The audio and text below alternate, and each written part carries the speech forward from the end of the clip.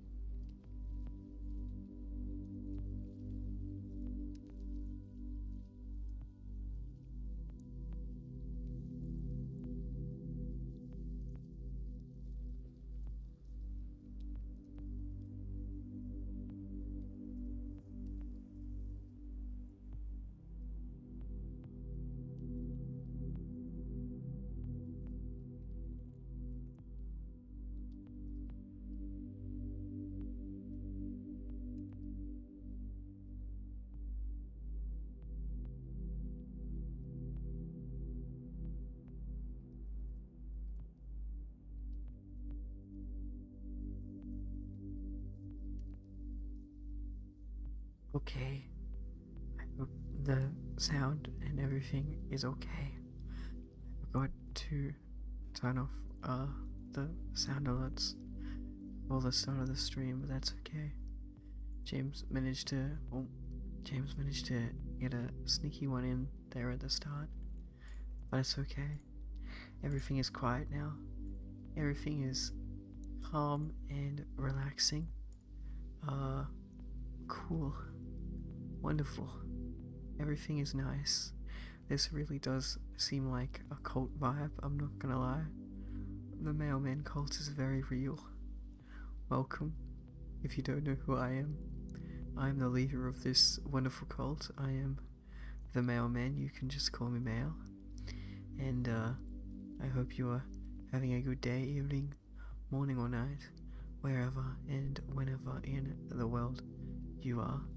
And let's begin reading some fascinating Australian crypto mythology. So this right here is the bunyip. The bunyip is a creature from the Aboriginal mythology of southeastern Australia, said to lurk in swamps, billabongs, creeks, riverbeds, and waterholes. The origin of the word bunyip has been traced to Wemba Wemba, or Wagaya language of the Aboriginal people of Victoria in southeastern Australia. The word bunyip is usually translated by Aboriginal Australians today as devil or evil spirit. This contemporary translation may not accurately represent the role of the bunyip in pre-contact Aboriginal mythology or its possible origins before written accounts were made. Some modern sources allude to the linguistic connection between the bunyip and the Bunjil, a mythic great man who made the mountains, rivers, man, and all the animals. The word bunyip first appeared in the Sydney Gazette in 1812. It was used by James. James, what are you doing here in history? It was used by James Ives to describe a large black animal like a seal, with a terrible voice which creates terror among the. I'm not going to finish that sentence. I'm not going to read that out of context. Distribution. The bunyip is part of traditional Aboriginal beliefs and stories throughout Australia, while its name varies according to tribal nomenclature. In his 2001 book, writer Robin Holden identified at least 9 regional variations of the creature known as the bunyip across Aboriginal Australia. Damn, so many different bunyips. Here we go. This is the fun bit right here. Characteristics. The bunyip has been described as amphibious, almost entirely aquatic. There are no reports of the creature being sighted on land, inhabiting lakes, rivers, swamps, lagoons, billabongs, creeks, waterholes, sometimes particular waterholes in the riverbeds. Physical descriptions of bunyips vary widely. George French Angus may have collected a description of a bunyip in his account of a water spirit from the Murundi people of the Murray River before 1847, stating it is much dreaded by them. It inhabits the Murray, but they have some difficulty describing it. Its most usual form is said to be that of an enormous starfish. The Chalcum bunyip, an outline image of a bunyip carved by Aboriginal people into the bank of Flery Creek near Aratat, Victoria, was first recorded by the Australasian newspaper in 1851. According to the report, the bunyip has been speared after killing an Aboriginal man. Antiquarian Reynold Johns claimed that until the mid-1850s, Aboriginal people made a habit of visiting the place annually and retracing the outlines of the figure of the bunyip, which is about 11 paces long and 4 paces in extreme breadth. The outline image no longer exists. Ooh, creepy. Robert Browg Smith's Aborigines of Victoria, 1878, devoted 10 pages to the bunyip, but concluded in truth little is known about the... Jesus Christ, reading this Wikipedia article is a bit treacherous. It's a bit outdatedly racist. The Aboriginals respecting its form, covering or habits, they appear to have been in such dread of it as to have been unable to take note of its characteristics. Eugene Louis McNell recalled that from a childhood memory in the 1890s that the bunyip supposedly had a snout like an owl, a mopoke, and was probably a nocturnal creature by her estimation. The bunyips, presumably seen by witnesses according to descriptions, most commonly fit one of 2 categories. 60% of sightings resemble seals or swimming dogs, and 20% of sightings are of long-necked creatures with small heads. The remaining descriptions are ambiguous beyond categorization. The seal dog variety is most often described as being between 4 and 6 feet long with a shaggy black or brown coat. According to reports, these bunyips have round heads resembling a bulldog, prominent ears, no tail, and whiskers like a seal or otter. The long-necked variety is allegedly between 5 and 15 feet long and is said to have black or brown fur, large ears, small tusks, a head like a horse or emu, an elongated maned neck, about 3 feet long and with many folds of skin, and a horse-like tail. The bunyip has been described by natives as amphibious, nocturnal, reclusive, and inhabiting lakes, rivers, and swamps. That almost sounds like me, the mailman, but aside from the rivers and swamps bit, bunyips, according to Aboriginal mythology, can swim swiftly with fins or flippers, have a loud roaring call, and feed on crayfish, though some legends portray them as bloodthirsty predators of humans, particularly women and children. As a result, Aboriginal people purposely avoided unfamiliar bodies of water, lest there were bunyips lurking in the depths. Bunyip eggs are allegedly laid in platypus nests. Damn. Hello, Lom. Can we send wiki articles? Absolutely. Please go to the Discord server and post them in the Mailman and VTubers channel. That is the best place to post all relaxing articles for the Mailman to read. The bunyip appears in Ngarrindjeri dreaming as a water spirit called the Muliawonk, which would get anyone who took more than their fair share of fish from the waterways, or take children if they got too close to the water. The stories taught practical means of ensuring long-term survival for Ngarrindjeri, embodying care for the country and its people. And I think that is enough for the wonderful bunyip, truly a fascinating creature of Australian cryptology. Now we're going into an article sent in by one of my wonderful chatters, the Lom in chat right now, and this is the FN P90. Okay, yeah, I'm gonna just go with the urban legend. The FNP90 is a personal defense weapon, chambered for the 5.7 by 28mm cartridge, also classified as a submachine gun, designed and manufactured by FN Herstal in Belgium. Created in response to NATO requests for a replacement for the 9x19mm parabellum firearms, the P90 was designed as a compact but powerful firearm for vehicle crews, operators of crew-served weapons, support personnel, special forces, and counter-terrorist groups.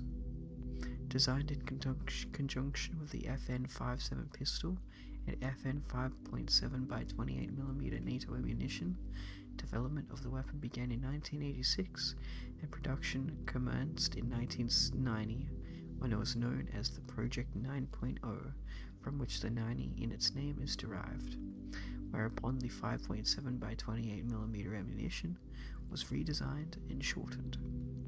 A modified version of the P90 with a magazine adapted to use the new ammunition was introduced in 1993, and the 5.7 pistol was subsequently introduced as a companion weapon using the same 5.7 by 28mm ammunition.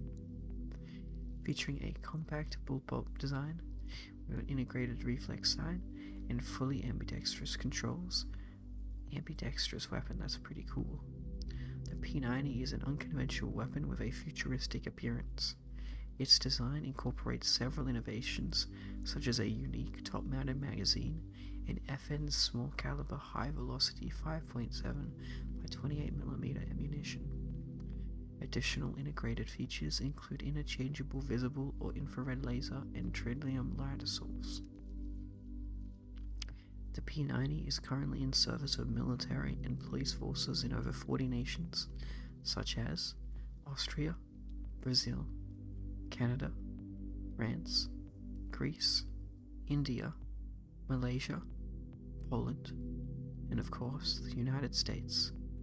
In the United States, the P90 is in use with over 200 law enforcement agencies, including the U.S. Secret Service. didn't help them stop that one guy that... In the United States, the standard selective fire P90 is restricted to military law enforcement or holders of certain federal firearms licenses, FFL, with a special occupational tax, SOT. Since 2005, a semi-automatic version with a longer barrel has been offered to civilian users as the PS90. Also, hello Polucus. Dear God, he's actually doing ASMR. Of course I am. Lovely, lovely, relaxing ASMR. I was expecting some true Aussie ASMR, not reading. Well, you just missed the Australian mythos, the cryptid bunyip, which is an Australian favourite of mine. It's ambidextrous because the casing's full from the under the gun. Ah, I see. History. Development. The P90 and its 5.7 by 28 ammunition, 28mm ammunition, were developed by the Belgian company FN Herstal in response to NATO requests for replacement for the 9 by 19mm parabellum cartridge and associated pistols and submachine guns. NATO called for two types of weapons chambered for a new cartridge, one a shoulder-fired weapon, and the other a handheld weapon. According to NATO, these new weapons, termed personnel defense weapons, PDWs, were to provide personal protection in last resort situations when the user is directly endangered by the enemy. In 1989, NATO published document D296 outlining a number of preliminary specifications for these weapons. The new cartridge was to have a greater range, accuracy, and terminal performance than the 9 by 19mm cartridge. Additionally, it was to be capable of penetrating body armor. The shoulder-fired personnel defense weapon was to weigh less than 3 kilos, or 6.6 pounds, with a magazine capacity of at least 20 rounds. The handheld personal defense weapon, pistol, was to weigh less than 1 kilo, or 2.2 pounds, although a weight of 700 grams, 1.5 pounds, was deemed desirable. It was to have a magazine capacity of at least 20 rounds. Both weapons were to be sufficiently compact to be carried hands-free on the user's person at all times, whether in the cab of a vehicle or the cockpit of an aircraft, and were to perform effectively in all environments and weather conditions. FN Herstal was the first small arms manufacturer to respond to NATO's requirement. FN started by developing a shoulder-fired personnel defense weapon, the P90, along with a small caliber, high-velocity 5.7 by 28mm cartridge type. The original 5.7 by 28mm cartridge, called the SS90, went into production with the P90 in 1990. The SS90 propelled a 1.5 grams or 23 grain plastic core projectile from the P90 at a muzzle velocity of roughly 850 meters per second or 2,800 feet per second. Following the P90's introduction, FN revised the 5 by 28mm ammunition. The new variation, designated as the SS190, used a projectile 2.7mm or 0.11 inches shorter in length than that of the SS90. This allowed it to be used more conveniently in the 5.7 by 28mm FN57 pistol, which was under development at that time. The SS90-190 projectile had a greater weight and a more conventional construction with an aluminium and steel core. The first prototypes of the SS190 were created in 1992, and the design was finalized in 1993, replacing the SS90. A modified version of the P90, with a magazine adapted to use the shortened ammunition, was then introduced in the same year. Several special cartridge variations were developed, such as the L191 Tracer round and the SB193 subsonic round for use with a sound-suppressed P90. What does subsonic round mean? Let me find out, because now I want to know what a subsonic round is. This just says speed of sound, a bullet that goes at the speed of sound. Interesting. I'm impressed that this gun is publicly available in America because it's made to kill armored targets. I'm drowning Nix in water redeems. That doesn't sound very relaxing. That doesn't sound very relaxing at all, James. Okay. Wonderful. Now I do believe this one was sent in by the James, I believe. Let me double check. Wait, really? This one was sent in by Lom as well. My bad. No, this one was originally sent in by James Kuchisaki Onma, and then Lom sent it in today, just then as well, which is funny. Oh no, why is everybody... Dio and Taz are both posting things? Okay. No worries. This is understandable. No worries. Okay. And then 3D modeling, very, very interesting, but no worries. There we go. Okay. I think that's everything. Wonderful. Subsonic ammo is the ammo you use to kill targets more stealthily.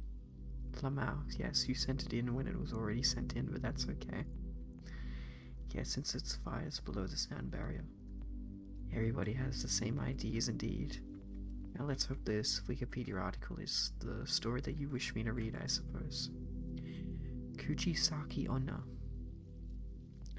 Kuchisaki Onna, or the Slit-Mouthed Woman, is a malevolent figure in Japanese urban legends and folklore.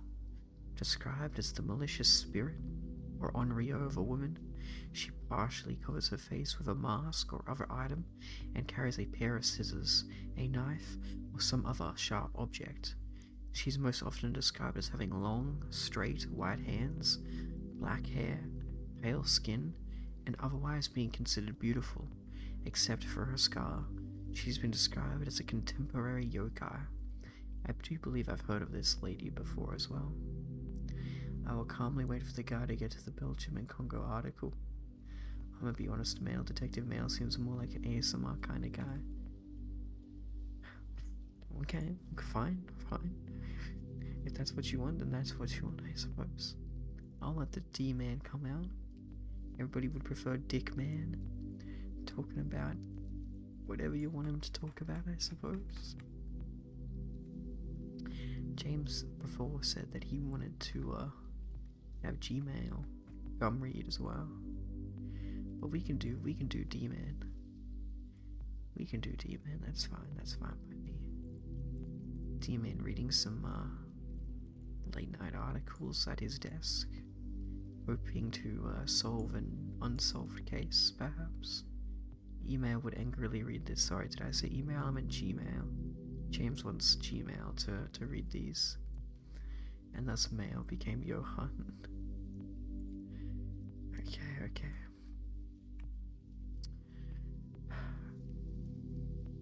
According to popular legend, Kuchisaki Onna asks potential victims if they think she is beautiful. If they respond with no, she will either kill them with her long medical scissors on the spot, or wait until nightfall and murder them in their sleep. If they say yes, she will reveal that the corners of her mouth are slit from ear to ear. I don't want to see images. Okay, let's be careful of that. And she will then repeat her question.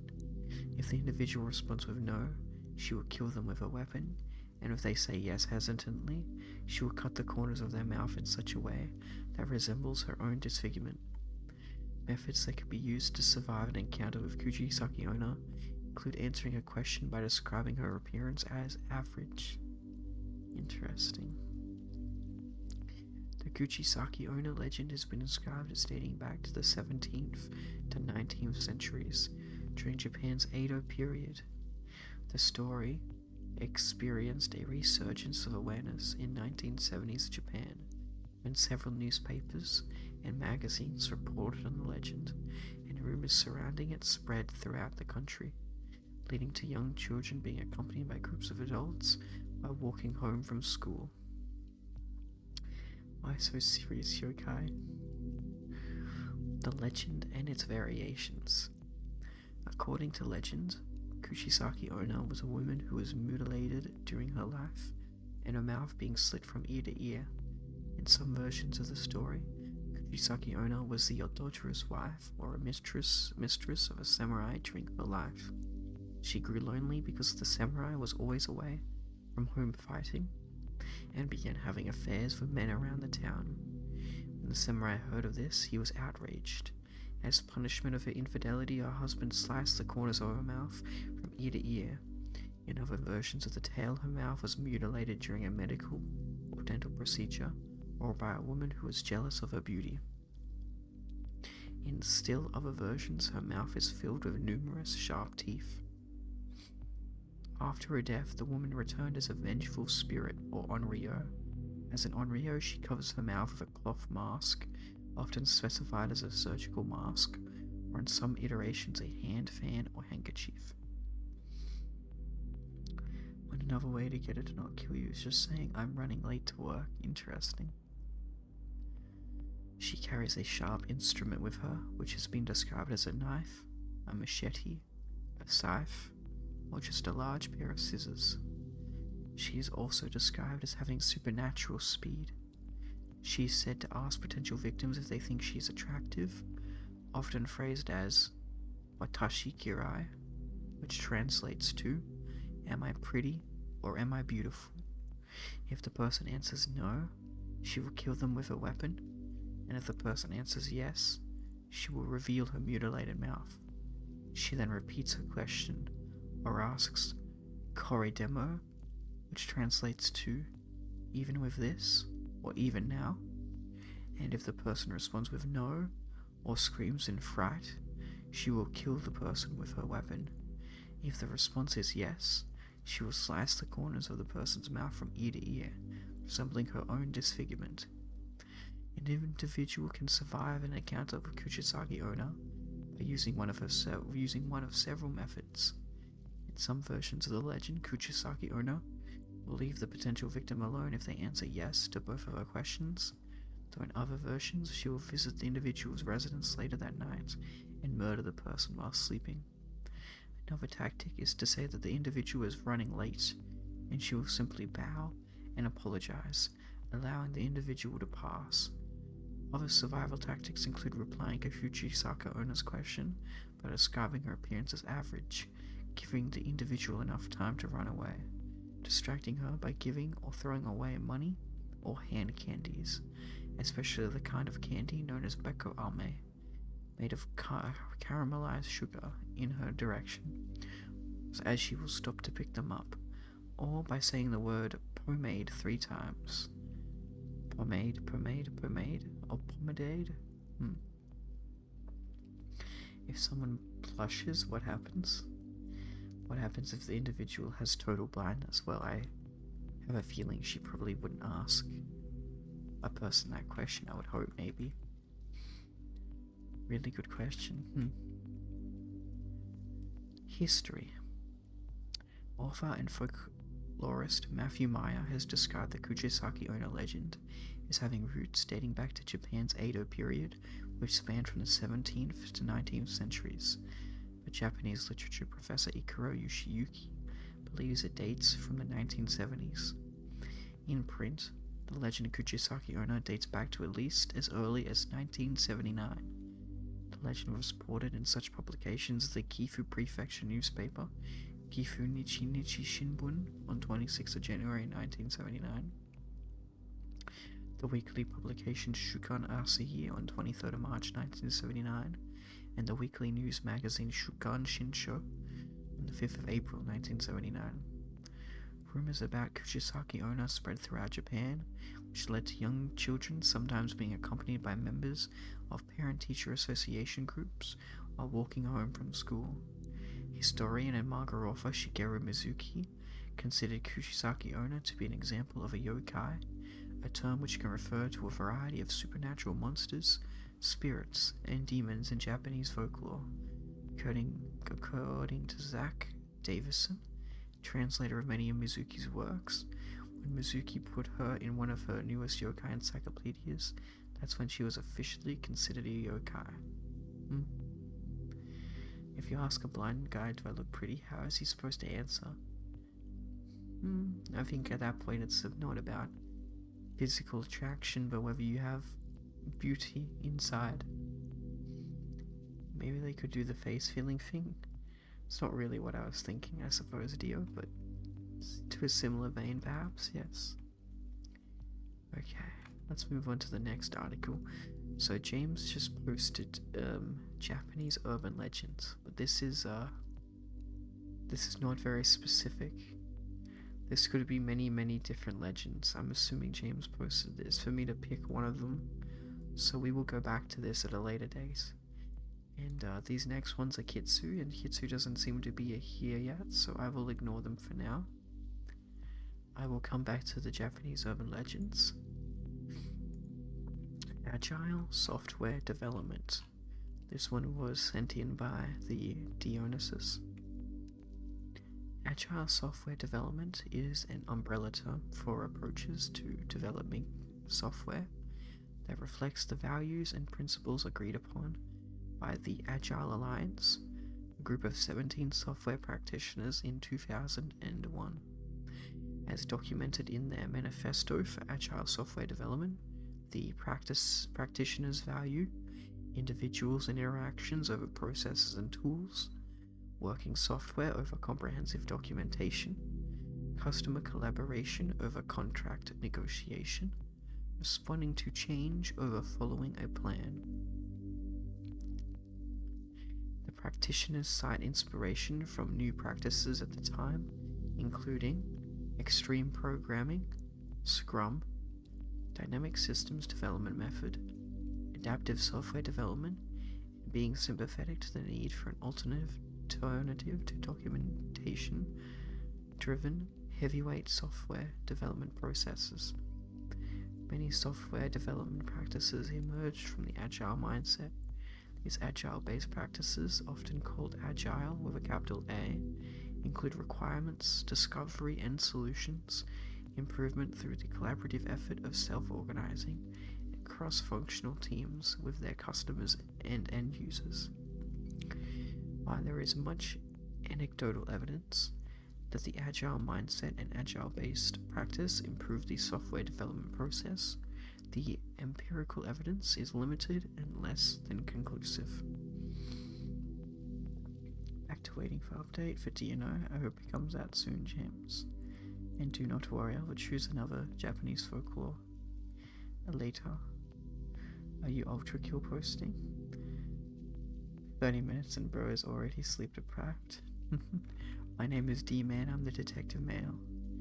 And I'm just reading over some case notes, obviously. This is to help solve my crimes. I do believe so. God, we have a couple new things coming in, no worries, we'll get around to them at some point. Okay. History. Iterative and incremental software development methods can be traced back as early as 1957, with evolutionary project management and adaptive software development emerging in the early 1970s. During the 1990s, a number of lightweight software development methods evolved in reaction to the prevailing heavyweight methods, often referred to as collectively as waterfall, that critics described as overly regulated, planned, and micromanaged. These lightweight methods include Rapid Application Development, or RAD, from 1991, the Unified Process UP and Dynamic Systems Development Method DSDM, both from 1994, Scrum from 1995, Crystal Clear and Extreme Programming XP, both from 1996, and Feature Driven Development FDD from 1997. Although these all originated before the publication of the Agile Manifesto, they are now collectively referred to as Agile Software Development Methods. Already since 1991, similar changes had been underway in manufacturing and management thinking, derived from lean management. Lean? In 2001, 17 software developers met at a resort in Snowbird, Utah, but isn't that... I always thought Utah was really hot. I didn't know it had snowy mountains. to discuss lightweight development methods. They were Kent Beck, Extreme Programming, Ward Cunningham, Extreme Programming, Dave Thomas, Prague Prog Ruby, Jeff Sutherland, Scrum, Cam Schwaber, Scrum, Jim Highsmith, Adaptive Software Development, Alastair Cockburn, it's one funny name, fella, Crystal, Robert C. Martin, Solid, Mike Beadle, Scrum, Ari Van Bennekum, Martin Fowler, OOAD and UML, James Greening, Andrew Hunt, Prague Prog Ruby, Ron Jeffries, Extreme Programming, John Kern, Brian Marek, Ruby TDD, and Steve Melder, OOA. The group, the Agile Alliance, published a manifesto for Agile software development. Wait, Old Cunningham Award. In 2005, a group headed by Cockburn and Highsmith wrote an addendum of project management principles, the PM Declaration of Independence, to guide software project management according to Agile software development methods. In 2009, a group working with Martin wrote an extension of software development principles, the Software Craftsmanship Manifesto, to guide Agile software development according to professional conduct and mastery. In 2011, the Agile Alliance created the Guide to Agile Practices, renamed the Agile Glossary in 2016, an evolving open source compendium of the working definitions of Agile practices, terms, and elements, along with interpretations and experience guidelines from the worldwide community of Agile practitioners. Okay. And then I believe this one was sent in by Tuz. Yes, it was. Let me start getting the others up as well, just so they're queued up.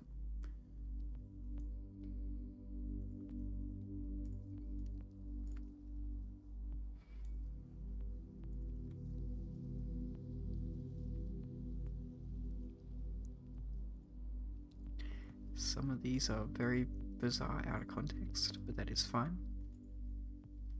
Okay, so again, this one was sent in by the Tuz on Discord, and this is 3D modeling. The 3D computer graphics, 3D modeling, in 3D computer graphics, 3D modeling is the process of developing mathematical coordinate-based representation of a surface of an object, inanimate or living, in 3 dimensions via specialized software, by manipulating edges, vertices, and polygons in a simulated 3D space. I use Blender on a daily basis, I see. 3-dimensional or 3D models represent a physical body using a collection of points in 3D space, connected by various geometric entities such as triangles, lines, curved surfaces, etc. Being a collection of data, points, and other information, 3D models can be created manually, algorithmically, procedural modeling, or by scanning. Their surfaces may be further defined with texture mapping. Outline. The product is called a 3D model, while someone who works with 3D models may be referred to as a 3D artist or a 3D modeler. A 3D model can also be displayed as a 2-dimensional image through a process called 3D rendering, or used in a computer simulation of physical phenomena. 3D models may be created automatically or manually. The manual modeling process of preparing geometric data for 3D computer graphics is similar to plastic arts such as sculpting. The 3D modeling can be physically created using 3D printing devices that form 2D layers of the model with 3-dimensional material, one layer at a time. Without a 3D model, a 3D print is not possible. 3D modeling software is a class of 3D computer graphics software used to produce 3D models. Individual programs of this class are called modeling applications. Let's read process, I think process... Yeah, we'll read process. I think that's more interesting. The dev says they're moving into a decentralized type of update. Whoever finishes first will be in the next update. That way people have time. I see. Process: exploring different types of 3D modeling techniques. Polygonal modeling. Polygonal modeling is a fundamental and widely used technique in 3D modeling. It revolves around connecting vertices, edges, and faces to form polygons, allowing artists precise control over geometry. This technique is efficient in producing detailed furniture models with remarkable accuracy, capturing every intricate detail. Subdivision surface modeling.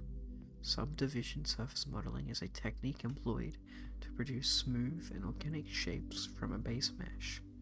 It is particularly valuable when creating furniture pieces such as sofas, cushions, and ergonomic chairs.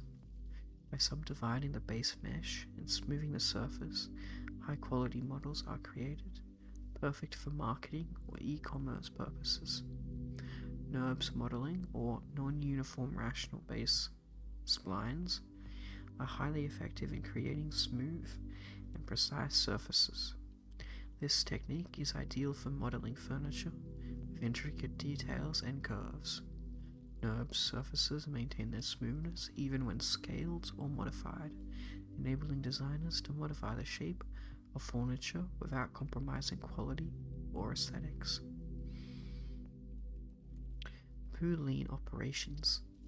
Boolean 3D modeling, also known as Boolean operations, refers to a technique used in 3D computer graphics in order to create complex shapes by combining or subtracting multiple objects or volumes. It involves performing operations such as a union, intersection, and difference on the geometric primitives or meshes to achieve the desired form. Boolean modeling allows artists and designers to easily create intricate shapes and forms by combining simple objects and manipulating them using Boolean operations. This technique is commonly used in 3D modeling software and is helpful for various applications like architecture, product design, and animation. Procedural modeling. Procedural modeling is a technique used in computer graphics and computer-generated imagery, or CGI, to create realistic or stylized 3D models.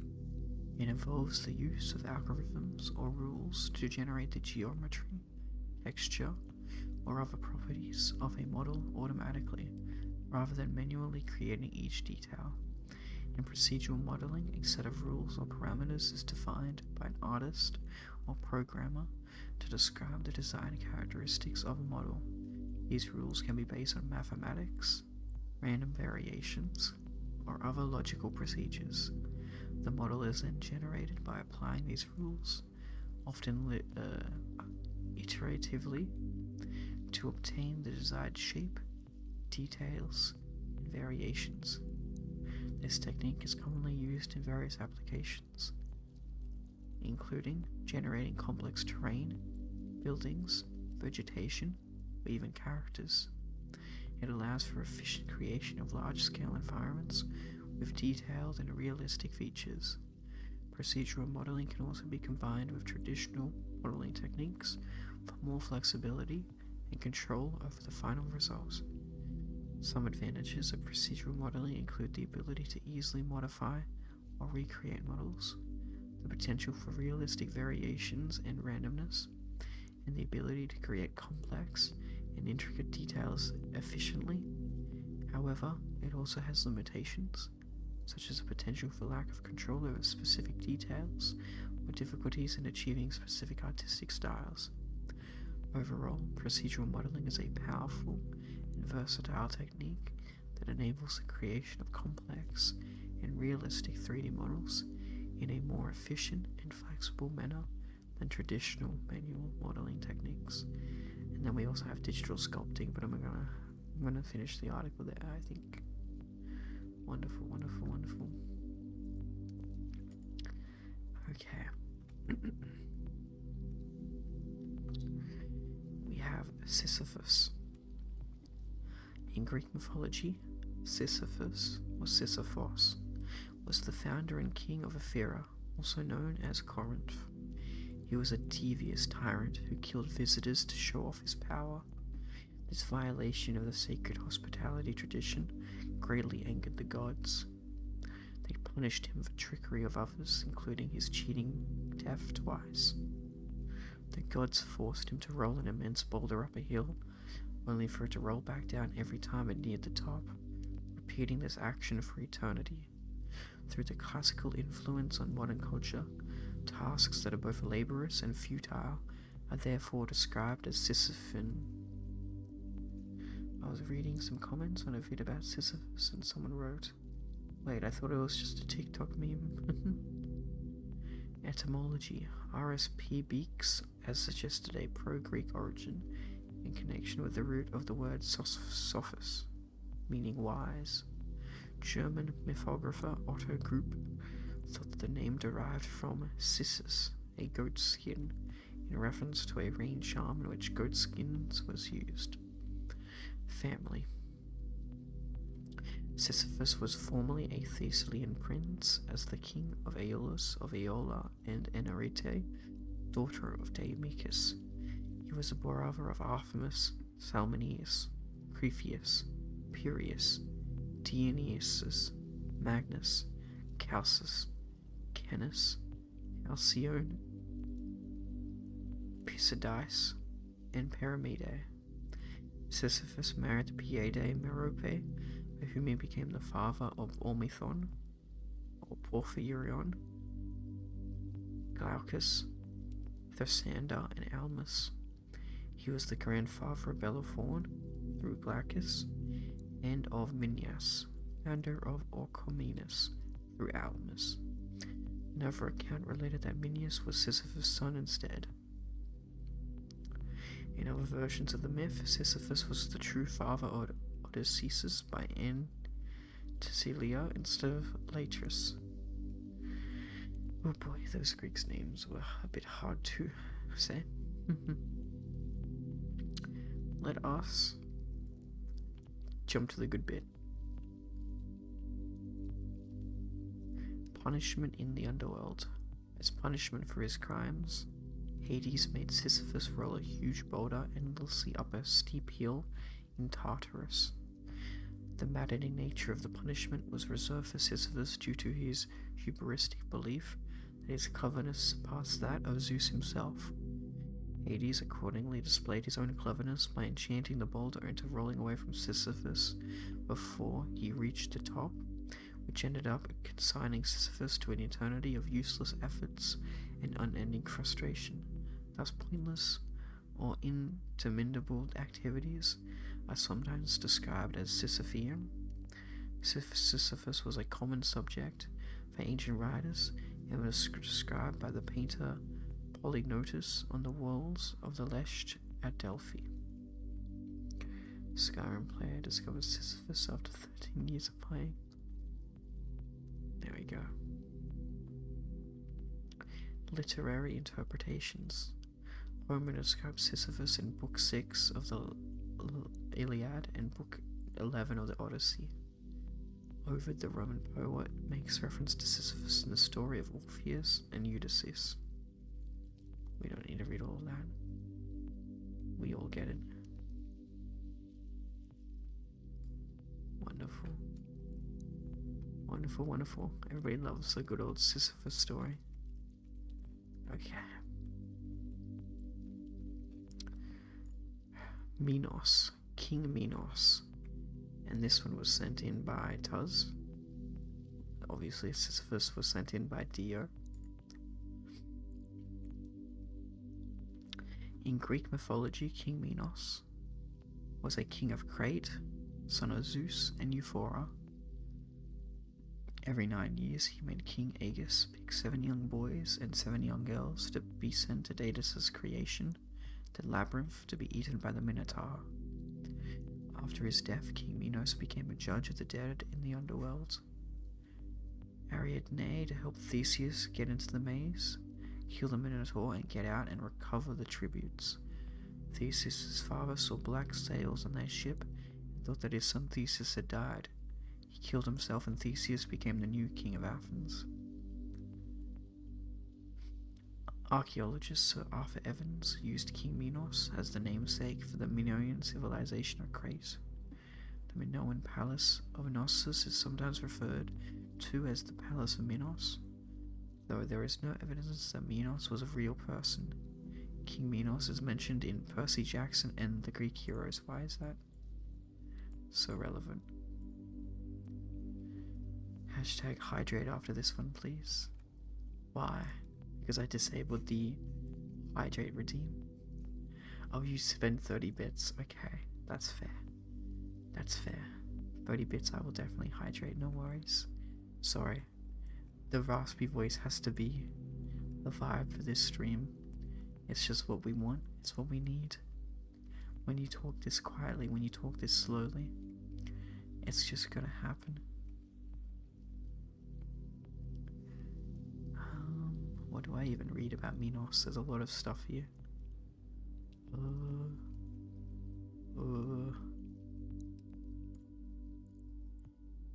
Let me read here. Theseus's. Minos' son Androgenes won every game in a contest hosted by Aegeus in Athens. Alternatively, the other contestants were jealous of Androgenes and killed him. Minos was angry and declared war on Athens. He offered the Athenians peace if they sent Minos 7 young men and 7 virgin maidens to feed the Minotaur yearly, which corresponded directly to the Minoans' meticulous records of lunar alignments. A full moon falls on the equinoxes once every 8 years. This continued until Theseus killed the Minotaur with the help of Ariadne, Minos' love-struck daughter. Just don't want you hurting your voice. It's okay, don't worry. I talk on stream for 6 hours every day. I can speak in a raspy voice for at least 2 or 3 of them. Nissus. Minos was also part of the King Nissus story. Nissus was king of Megara and was invincible as long as a lock of crimson hair still existed, hidden in his white hair. Minos attacked Megara, but Nissus knew he could not be beaten because he still had his lock of crimson hair. His daughter, Cecilia, fell in love with Minos and proved it by cutting his crimson hair off her father's head. Nissus died, and Megara fell to Crete. Minos spurned Cecilia for disobeying her father. She was changed into a shearer bird, relentlessly pursued by her father, who was a falcon. We do need Theseus in the Ultra Kill Act 3. At the end of the stream mail is going to sound like a chain smoker. Is that not what we want? Are you not entertained? Death. Minos searched for Daedalus by traveling from city to city, asking a riddle. He presented a spiral seashell and asked for it to be strung all the way through. When he reached Camicus, Sicily, King Croatius, knowing Daedalus would be able to solve the riddle, fetched the old man. He tied the string to an ant which walked through the seashell, stringing it all the way through. Minos then knew Daedalus was in the court of King Calchas and demanded he be handed over. Calchas managed to convince him to take a bath first, then Calchas' daughter and Daedalus, with Minos trapped in the bathtub, scalded him to death with boiling water. Sheesh. After his death, Minos became a judge of the dead in Hades together with his half-brother Aeacus and his full brother Rhadamanthus. Rhadamanthus judged the souls of Asians, Aeacus judged Europeans, and Minos had the deciding role.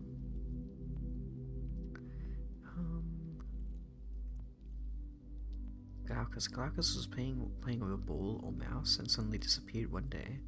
The Crutaeus told the Cretans, "A marvelous creature has been born amongst you. Whoever finds the true likeness of this creature will also find the child." 3 times a day the calf changed colour from white to red to black. Polyideuses of Argos observed the similarity of the ripening of the fruit of the mulberry plant, and Minos sent him to find Glaucus. Searching for the boy, Polyidus saw an old owl driving bees away from a wine cellar in Minos' palace. Inside the wine cellar was a cask of honey, with Glaucus dead inside. Minos demanded Glaucus to be brought back to life. Though Polyidus objected, Minos ordered Polyidus to be entombed with the body. When a snake appeared nearby, Polyidus killed it immediately. another snake came for the first, and after seeing its mate dead, the second servant left and brought back an herb, bringing the first snake back to life. Following this example, Polytus used the same herb to resurrect Glaucus. Minos refused to let Polytus leave Crete until he taught Glaucus the art of divination. Polytus did so, but then at the last moment before leaving, he asked Glaucus to spit in his mouth. What the broke into some kinky shit. Glaucus did so and forgot everything he had been taught. Bruh, what the fuck? Interesting. Okay, we have Gozu. Gozu, which was sent in by Lom. Spitting meant something different back then.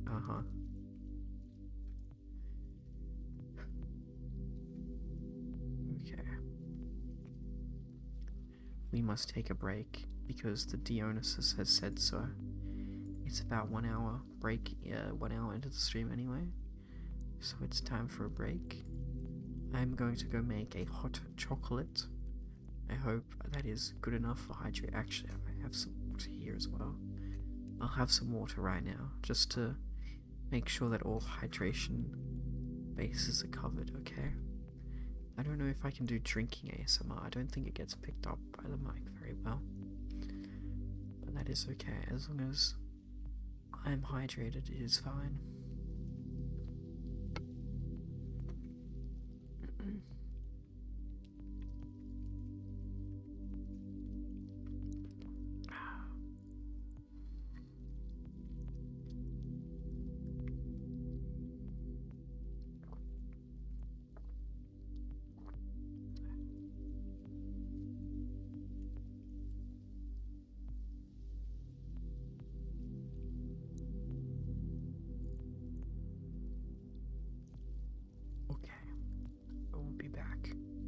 It's the 1 hour ad break anyway, so I will be back, everybody.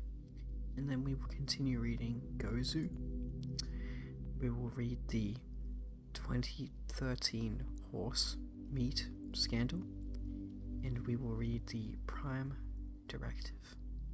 Hopefully by then Kitsu has stopped by so I can read sent in stories as well. I'll be back in like 5 minutes or so. See you then, chat, okay? Wonderful. Cool.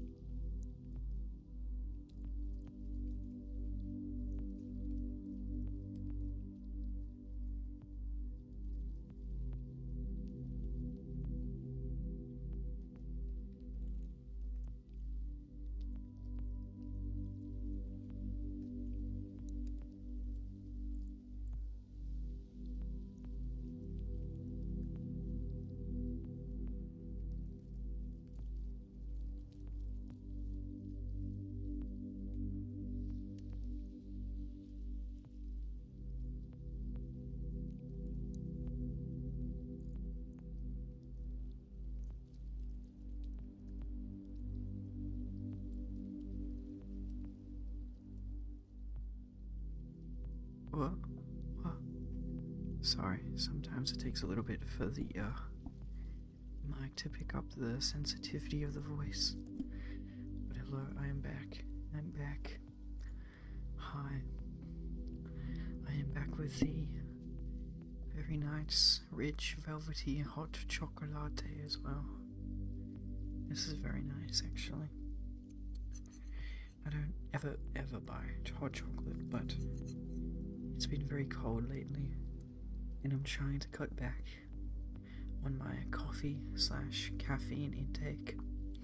See, I only really have caffeine in my coffee. I don't really drink like caffeinated tea that much at all, really.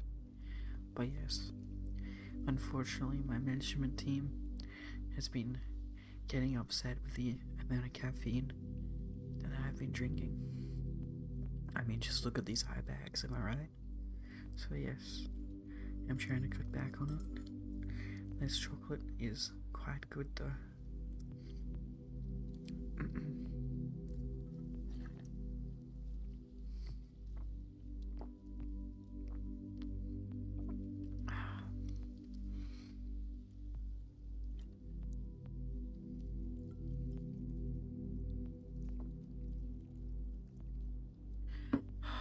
Very nice, very nice. Okay, let us continue reading some more wonderful stories and articles sent in by chat themselves, okay? So this is the Gozu, which is a Japanese creature whose name means cowhead, and is the antagonist of the urban legend of the same name. This story is terrifying, so terrifying and so disturbing that everyone who hears it falls into a total trance of panic, to such a degree that after waking up, he is unable to remember anything he heard. That is why it is said that no one knows history well. No one can tell it in the right way, since his level of fear is such that it could leave you without sleep for several nights. I'm so spooked already.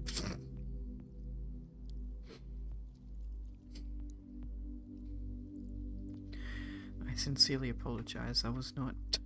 Well, you guys can't see it.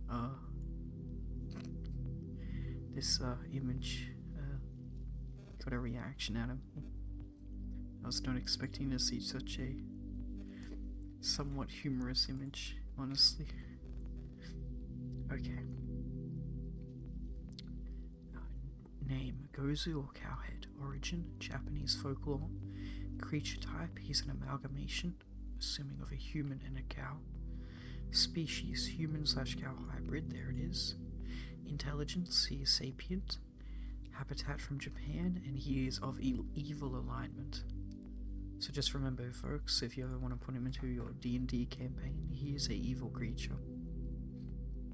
Legend: one of the most cryptic urban legends in Japan is that of Kabeza de Vasa, Gozu in the original Japanese.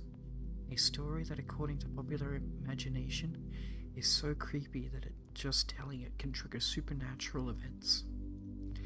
The legend of Kabeza de Vasa dates back to the 17th century, with rumors that just listening to the narration of said story caused the inhabitants of a village to be seized with such great terror that they had chills for days before finally dying of fright. The local government would have deemed the story too dangerous, and existing paper copies were burned to avoid repeats of the original incident. The few copies that could be saved were cut into pieces and distributed throughout the country, and until today, it is believed that the version that are counted are only fragments of the original. A recent rumor tells the story of a school teacher who inexplicably managed to get one of the fragments of the Kabeza de Vasa. The teacher reportedly took his students on a school trip and was a fan of entertaining them along the way with ghost stories. The students, who almost always became uncontrollable on the trips, developed a tendency to calm down when listening to the terrifying stories of the teacher, has a bizarre and morbid fascination for such stories. On one of those trips, the teacher told them that he would tell them a legendary forbidden tale known as Cowhead. But before he could even finish the first sentence of the story, the boys began to panic. "Stop," they yelled. "Don't tell us." One boy turned pale and covered his ears, while the others began to scream, but the professor never stopped. It is said that his eyes turned white and that he proceeded to end the narrative as if he was possessed by a supernatural force. After an hour, the man regained consciousness and realized that the bus had fallen into a ditch. Whoa. All the students had passed out and had foam at the mouth, while the driver lay on the wheel, sweating and shaking. It is not known what happened next, but the professor never retells the story of Gozu. Whoa. That's actually a really good read, not gonna lie. See, now I'm so self-conscious when I'm talking this quietly, of like my throat. I'm trying to clear my throat. Because the mic definitely picks up on it. You know what I hate about urban legends from Japan? What do you hate? What do you hate about it, Long? Most of them are toilet related, what the fuck? Yeah, Japan thinks toilets are very creepy, very scary, very spooky. Don't trust Japan, okay? Don't trust Japan. Okay, so this next story was sent in by Dionysus, and this is the 2013 horse meat scandal. I like how the unrelated image of just a horse in some mountains. And isn't there a certain floor number they don't like? They don't like the number 4. And I can tell you the reason why they don't like the number 4. It's just the number 4. They don't like the number 4, and they don't like it being the 4th floor either. Anything number 4. And the reason why they don't like number 4 is because this Ichi-ni-san shi, the word that they use for the number 4, shi, is also the same word that they use for death, to die. And so that is the reason why they don't like the number 4. It's an unlucky number. It's to remind you what a horse looks like. Thank you, Dio. Thank you. I mean, I could have forgotten. I don't see too many. No, D-Man definitely sees a lot of horses. Yo, it's mailman, but a horse. Oh, it actually does look like my head is like imprinted onto the horse. Yes, very true. Okay. Anyway.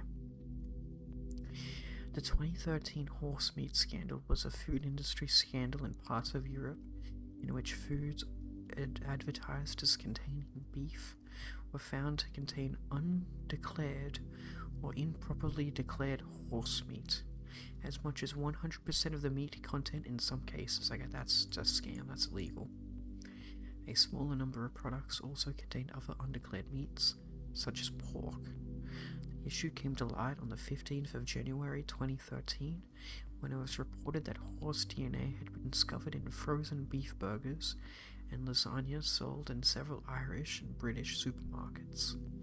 The analysis stated that 23 out of 27 samples of beef burgers also contained pig DNA.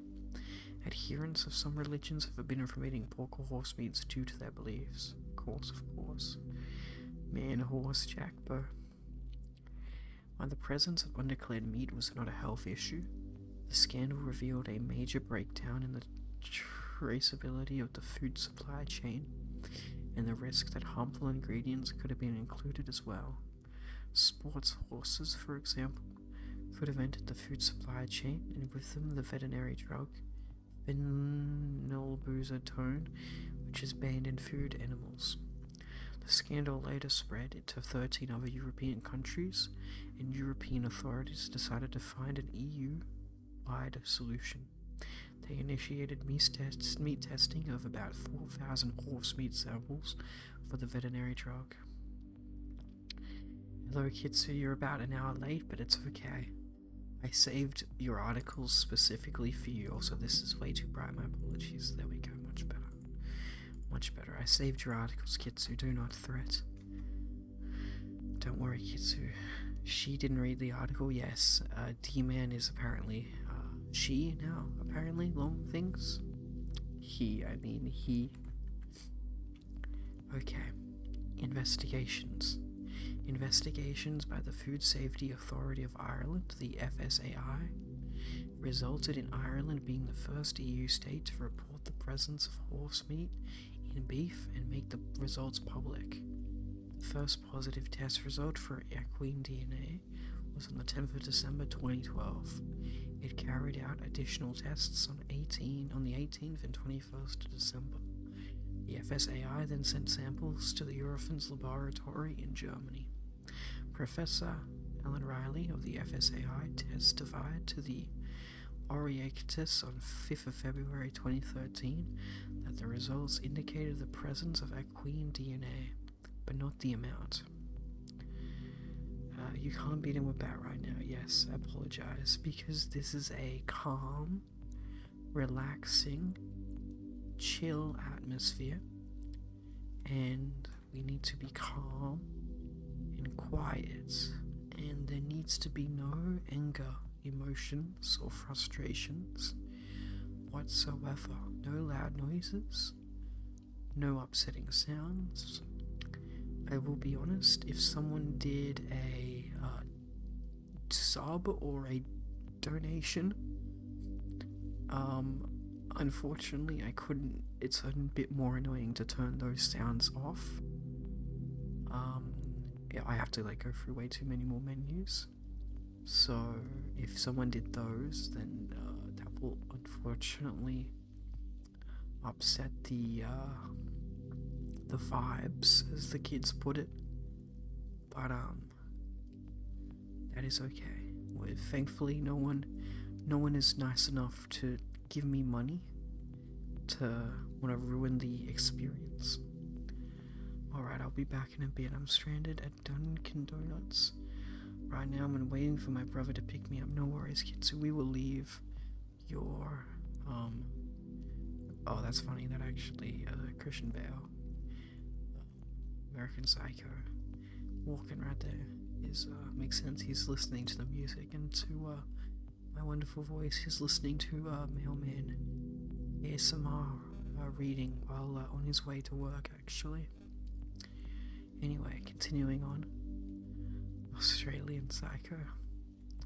Anyway, okay, do we really care about the horse meat too much? Let me skip down a bit. Let me see if I can source of meat. This is the most interesting one.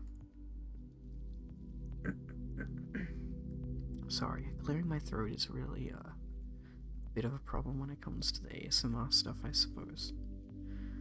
Okay.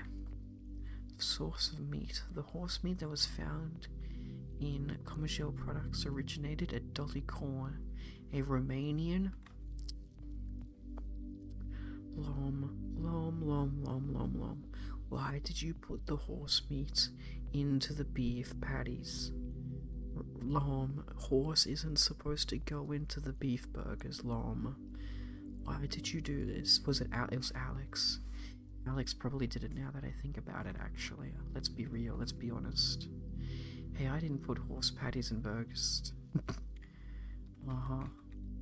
It was probably Alex, let's all be real, let's all be honest.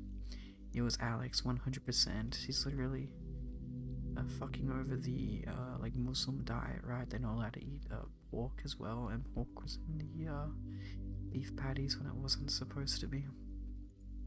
Anyway, yes. They originated from a Romanian-based slaughterhouse. An inquiry by the French government showed that the meat had left Romania clearly and correctly labelled as horse. If it was afterwards that it was relabeled as beef.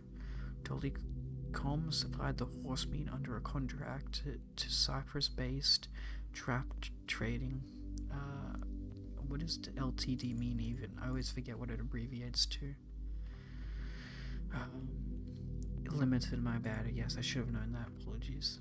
Alex probably laced them with fentanyl and Ebola too. Very true. A meat trader, which operates in the Netherlands. This is so weird. Romania to Crete to Netherlands. It is owned by a British Virgin Islands holding company. There's so many, like, what? A Romanian-based slaughterhouse sent them to a Cyprus-based company which operates in the Netherlands but is owned by the British Virgin Islands. This is so wacky. Holding company in San Facen is a director. Trap spelled backwards is paard, the Dutch word for horse. After having all the horse meat delivered to a cold storage company in Breda, Traap then sold the frozen meat to Smenghero, who insisted that it arrived at the Casandolari plant labeled as beef, originating in EU. After some processing, Smenghero then sent it to Comgel, where the end products of sale were made.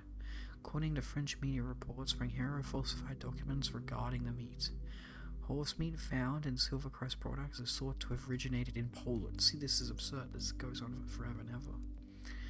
Health implications. A small survey part of the EU-funded project Food at Risk by a team from University College Dublin and Brunel University found that health risks were not respondents' first concern, but rather that the claims made on labels did not match the contents of food products.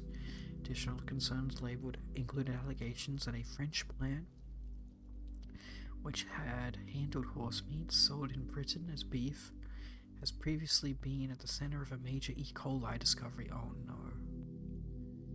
Inquiry into horse meat sources in the UK also revealed that Aintree Racecourse has a contract with a licensed slaughterhouse in West Yorkshire to remove dead Grand National race horses. It is illegal for horses euthanized by injection to be put into the human food chain. Many chemical agents used for animal euthanasia leave residues in the meat which may be harmful to human and have caused sickness and death in animal predators and scavengers. Aintree officials stated they were as confident as we possibly can be that no unfit meat ever reaches the human food chain. There you go. Moving on from whatever that was. Dio has sent another two, so I'm going to go down to Taz's first. Okay. Oh, Dio actually did this meme so quickly. What? It's a bit rushed for this one as I'm still at work, but I think I still nailed it. My horse Prince, and it's D-Mail's head on a horse. Wow, my hair really does match the horse. Good meme, Dio. Good meme. That gets a pin to comment. There you go. Right, there we go. In Fallout London, what I've been finding, British food, very, very good. British food is of course radioactive. Okay. Godzilla.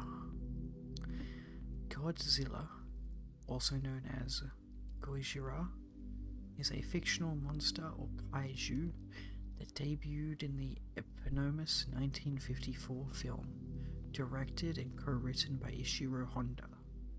The character has since become an international pop culture icon, appearing in various media, 33 Japanese films produced by Toho Company Limited, 5 American films, and numerous video games, novels, comic books, and television shows. Godzilla has been dubbed the King of the Monsters, an epitaph first used in Godzilla King of the Monsters 1956, the American localization of the 1954 film. Oh god, not Toho. Not that Toho, don't worry. Originally, and in most iterations of the creature, Godzilla is a prehistoric reptilian or dinosaurian monster that is amphibious or resides partially in the ocean, awakened and empowered after many years by exposure to nuclear radiation and nuclear testing. Wow, so the Americans must have created him, am I right? With the nuclear bombings of... I said it too soon. With the nuclear bombings of Hiroshima and Nagasaki and the Lucky Dragon 5 incident still fresh in the Japanese consciousness, Godzilla was conceived as a metaphor for nuclear weapons. Others have suggested that Godzilla is a method for the United States A giant beast woken from its slumber that then takes terrible vengeance on Japan. Ah, yes, terrible vengeance. It's not like you guys were doing horrible, horrible human experimentation and war crimes in order to recreate a Japanese Pacific Islander empire. No, sirree, yous were not at fault at all. Don't get cancelled email. Listen, even during the ASMR reading streams, the mailman is going to be an opinionated motherfucker who's going to talk about history. Hey, I didn't do anything yet. As the film series expanded, some storylines took on less serious undertones, portraying Godzilla as an anti-hero or lesser threat who defends humanity. Later films addressed disparate themes and commentary, including Japan's apathy, neglect, and ignorance of the imperial past. Exactly. Bingo, bingo, bingo. Natural disasters and the human condition. Godzilla has been featured alongside many supporting characters, and over the decades has faced off against various human opponents, such as the Japan Self-Defense Force, in addition to other gargantuan monsters including Gigan, King Ghidorah, and Mechagodzilla. Godzilla has fought alongside allies such as Anguirus, Mothra, and Rodan, and has had offspring including Godzilla Jr. and Manila. Godzilla has also battled characters and creatures from other franchises and crossover media such as King Kong, as well as various other Marvel Comics characters like S.H.I.E.L.D., the Fantastic Four, the Avengers, as well as DC characters such as the Justice League, the Legion of Doom, and the Green Lantern Corps. If they keep pretending it didn't happen, they don't need to apologize, oh lordy lord. Appearances. First appearing in 1954, Godzilla has starred in a total of 38 films, that being 33 Japanese films, and 5 American films, produced by TriStar Pictures and 4 produced by Legendary Pictures. 1 produced by TriStar, 4 by Legendary. He's also appeared in countless other entertainment mediums, which include comic book lines, novelization, and video games. Each appearance expands upon the universe created by the films. Let's go characterization, perhaps. Let's go abilities. Abilities seems very cool.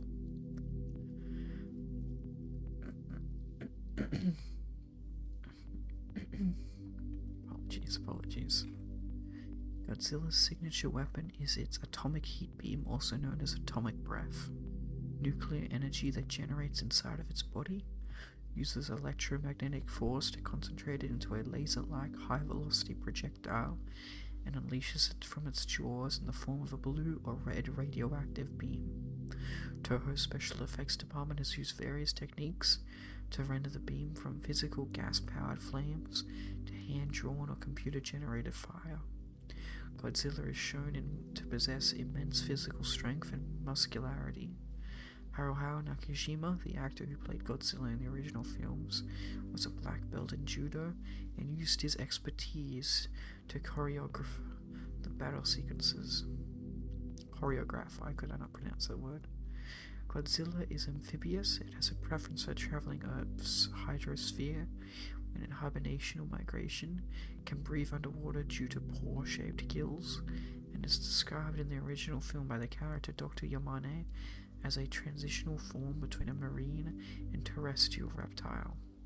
Godzilla is shown to have great vitality. It is immune to conventional weaponry, thanks to its rugged hide and ability to regenerate, and as a result of surviving a nuclear explosion, it cannot be destroyed by anything less powerful. One incarnation possesses an electromagnetic pulse-producing organ in its body, which generates an asymmetrical, permeable shield, making it impervious to all damage, except for a short period when the organ recycles.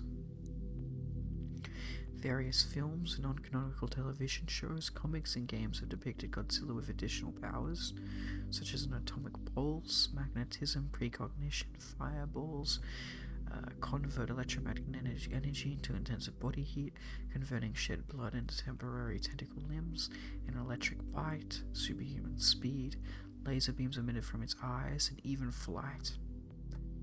And he can also roar, and he's really big. There you go.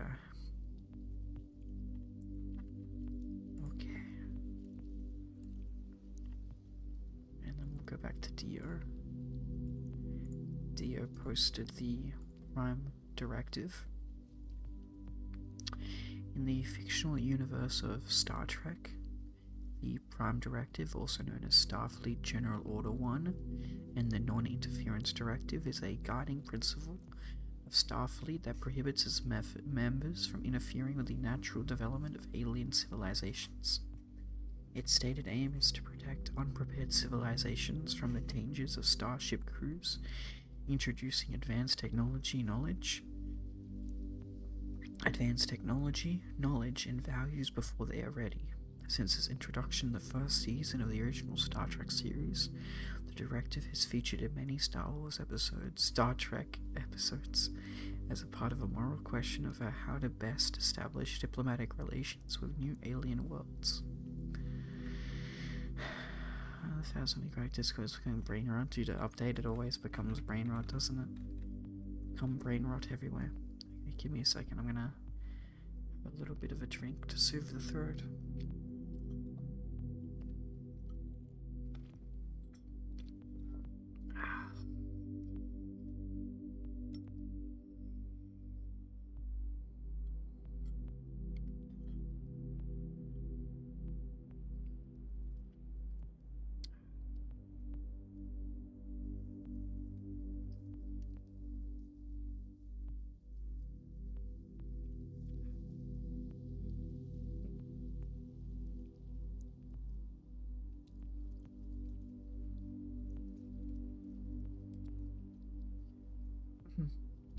The mic stopped picking up the sounds. That's okay. It's all good. It's all good. Okay. Continuing on, the Prime Directive.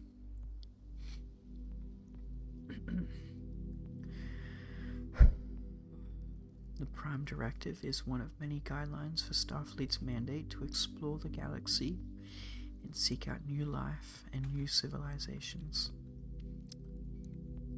Although the concept of the Prime Directive has been alluded to and paraphrased by many Star Trek characters during the television series and feature films, the text of the directive was only revealed to viewers in 2021 during the Star Trek Prodigy episode First Contact, set in 2383.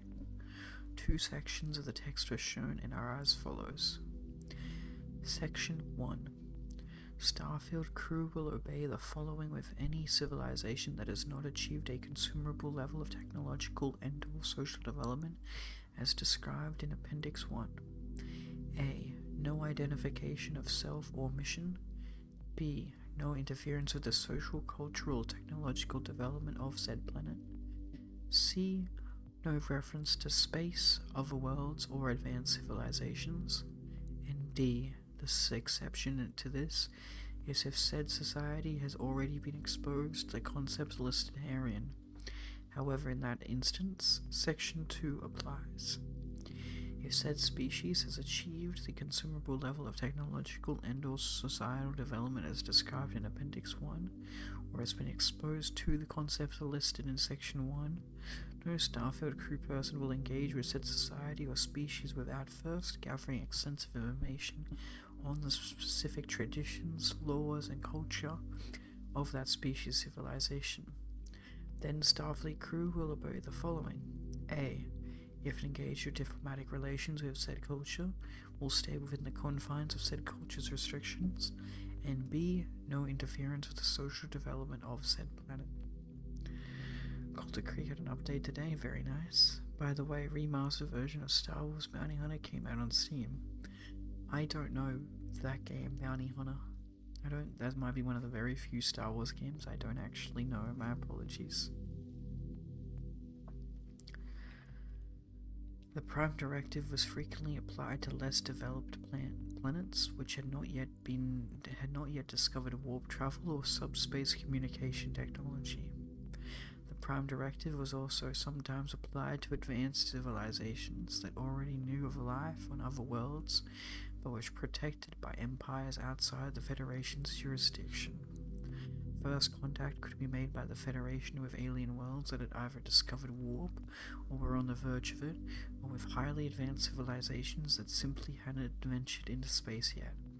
In those cases, the Prime Directive was used as a general policy to not disrupt or interfere with their culture when establishing peaceful diplomatic relations.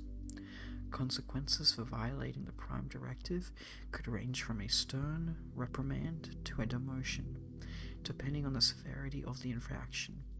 However, enforcement of these rules and interpretations of the Prime Directive itself varied greatly and were at the discretion of the commanding officer.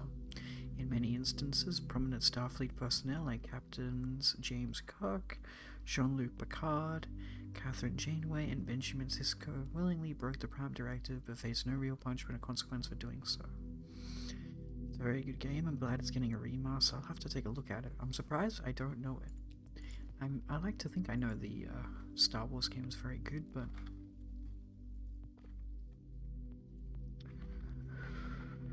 Star Wars Bounty Hunter. Played that game on PS3, it was good. I think I never played this game is the problem, yeah. When I was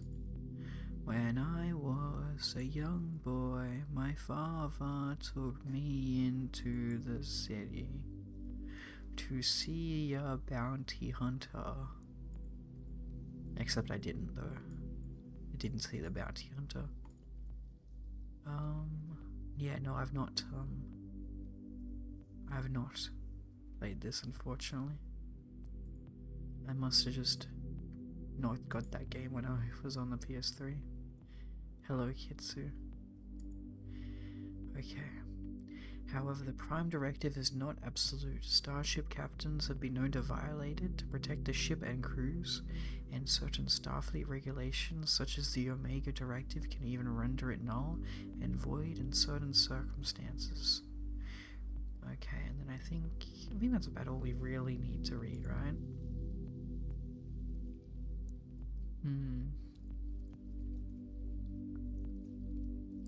Yes, I think we will continue forth from the Prime Directive. That seemed to be the good gist of it. Okay. Everybody seems to really be in a kaiju Japanese folklore mood today. I see. Actually, if Kitsu is here, then we can read Kitsu's story, I suppose. Now that Kitsu is here, Kitsu, do you want the Night Witches first? Or do you want the Kitsune story first? You may take your pick. I have left them until you have arrived.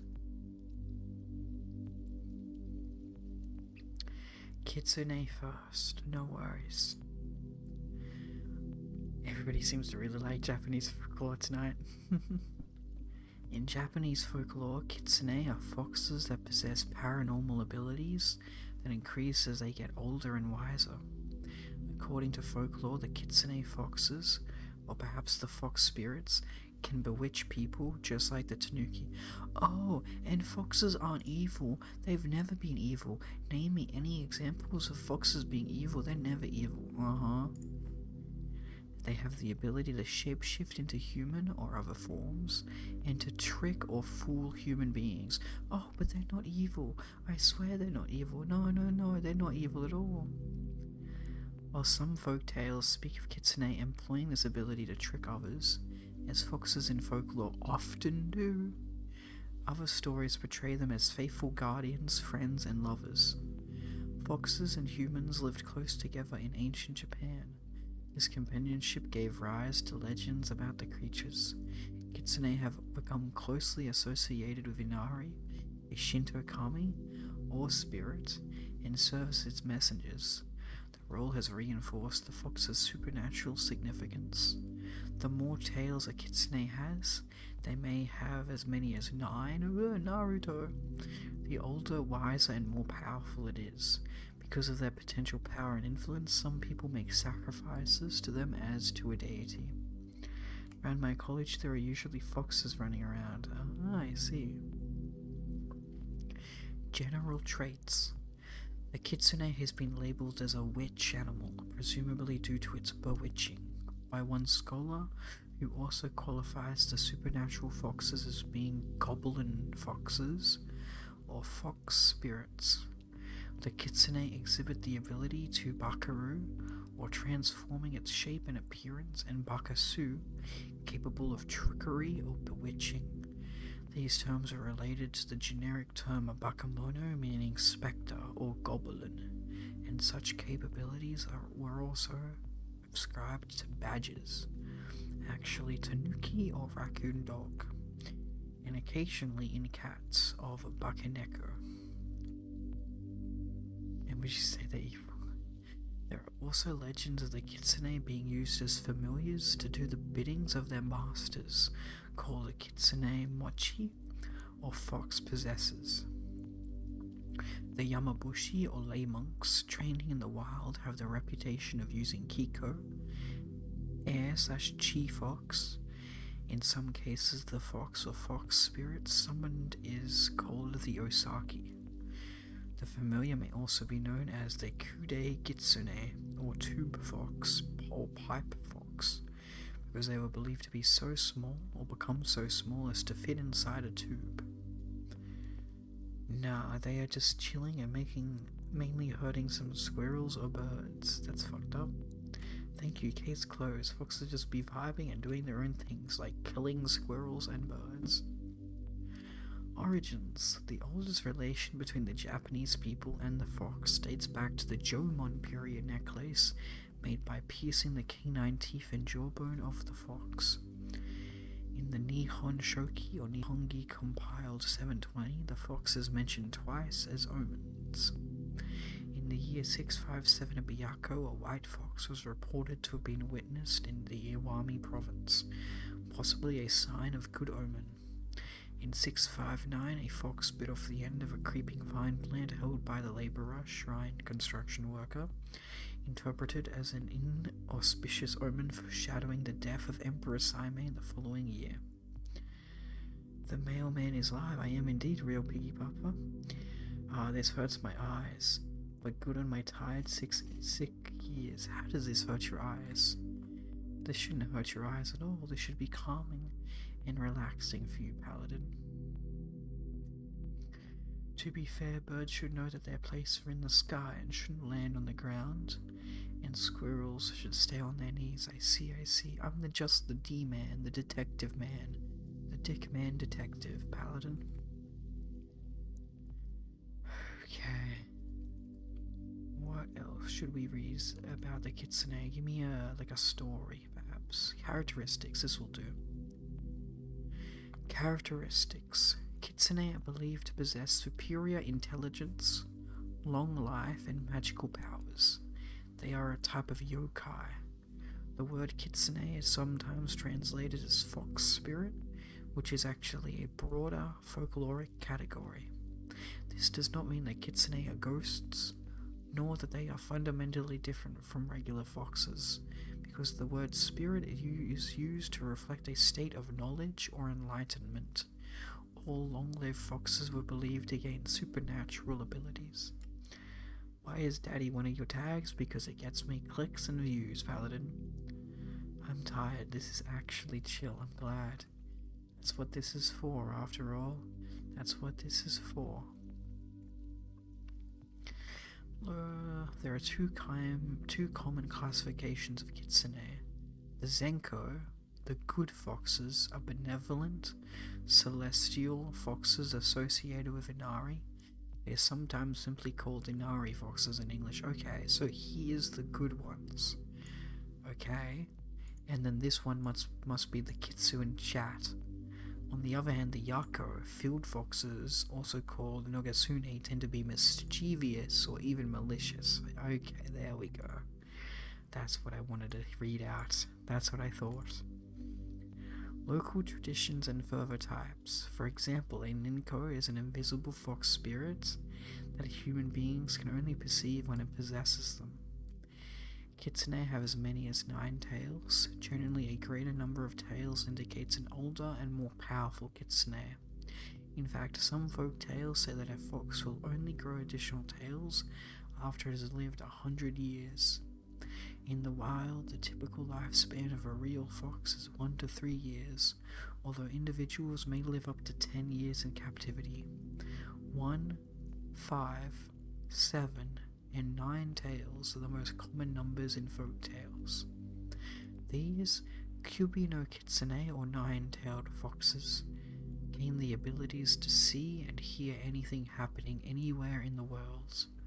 Other tales credit them with infinite wisdom, omniscience.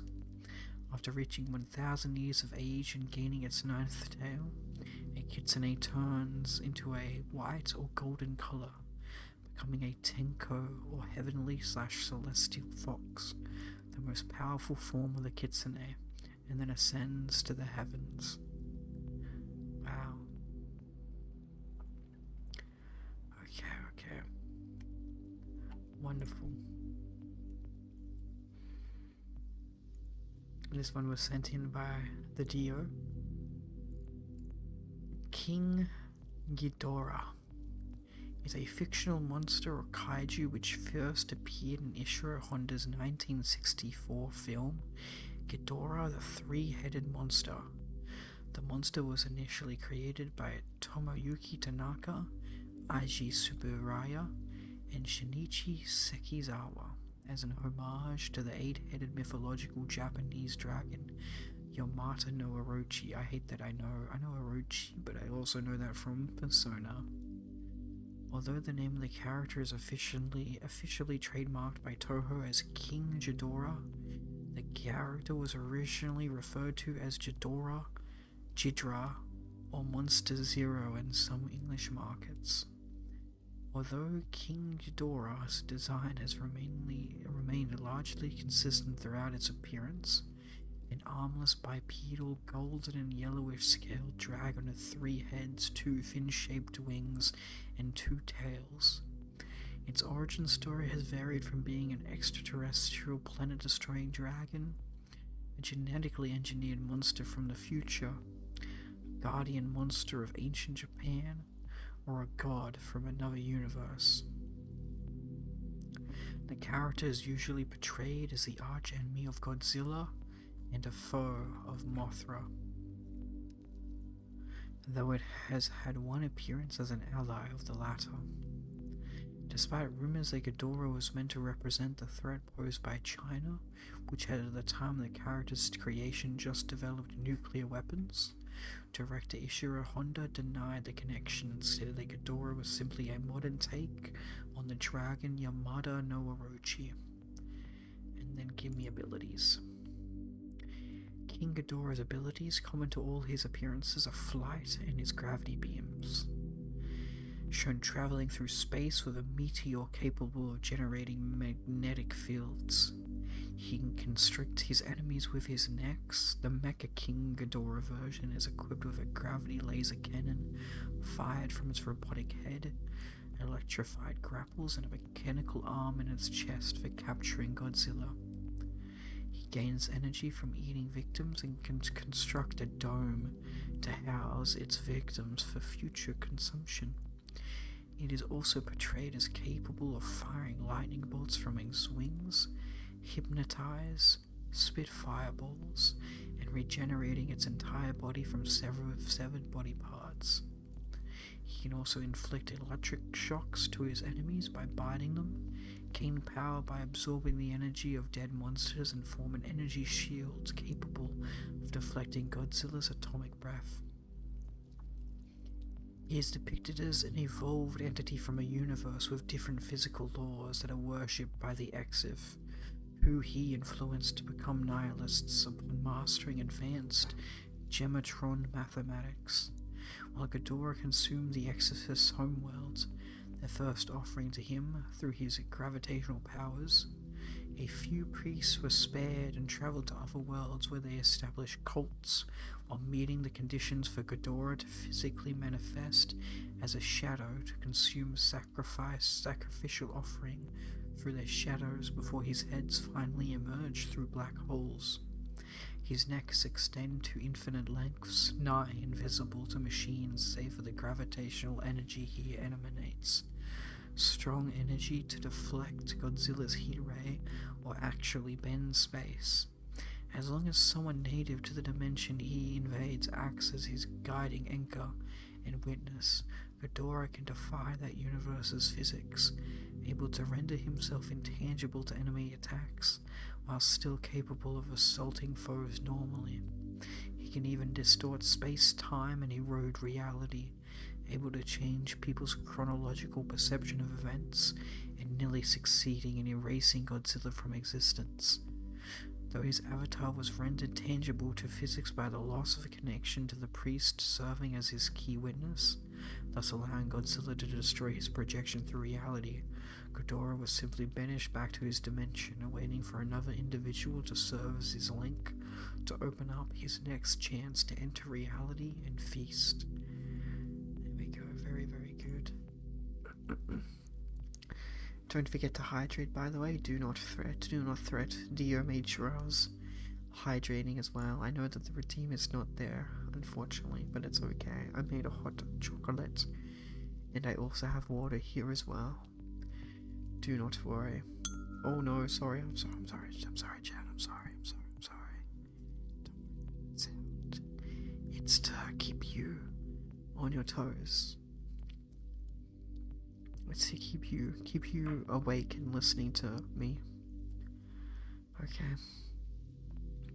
But yes, I'll have some hydration.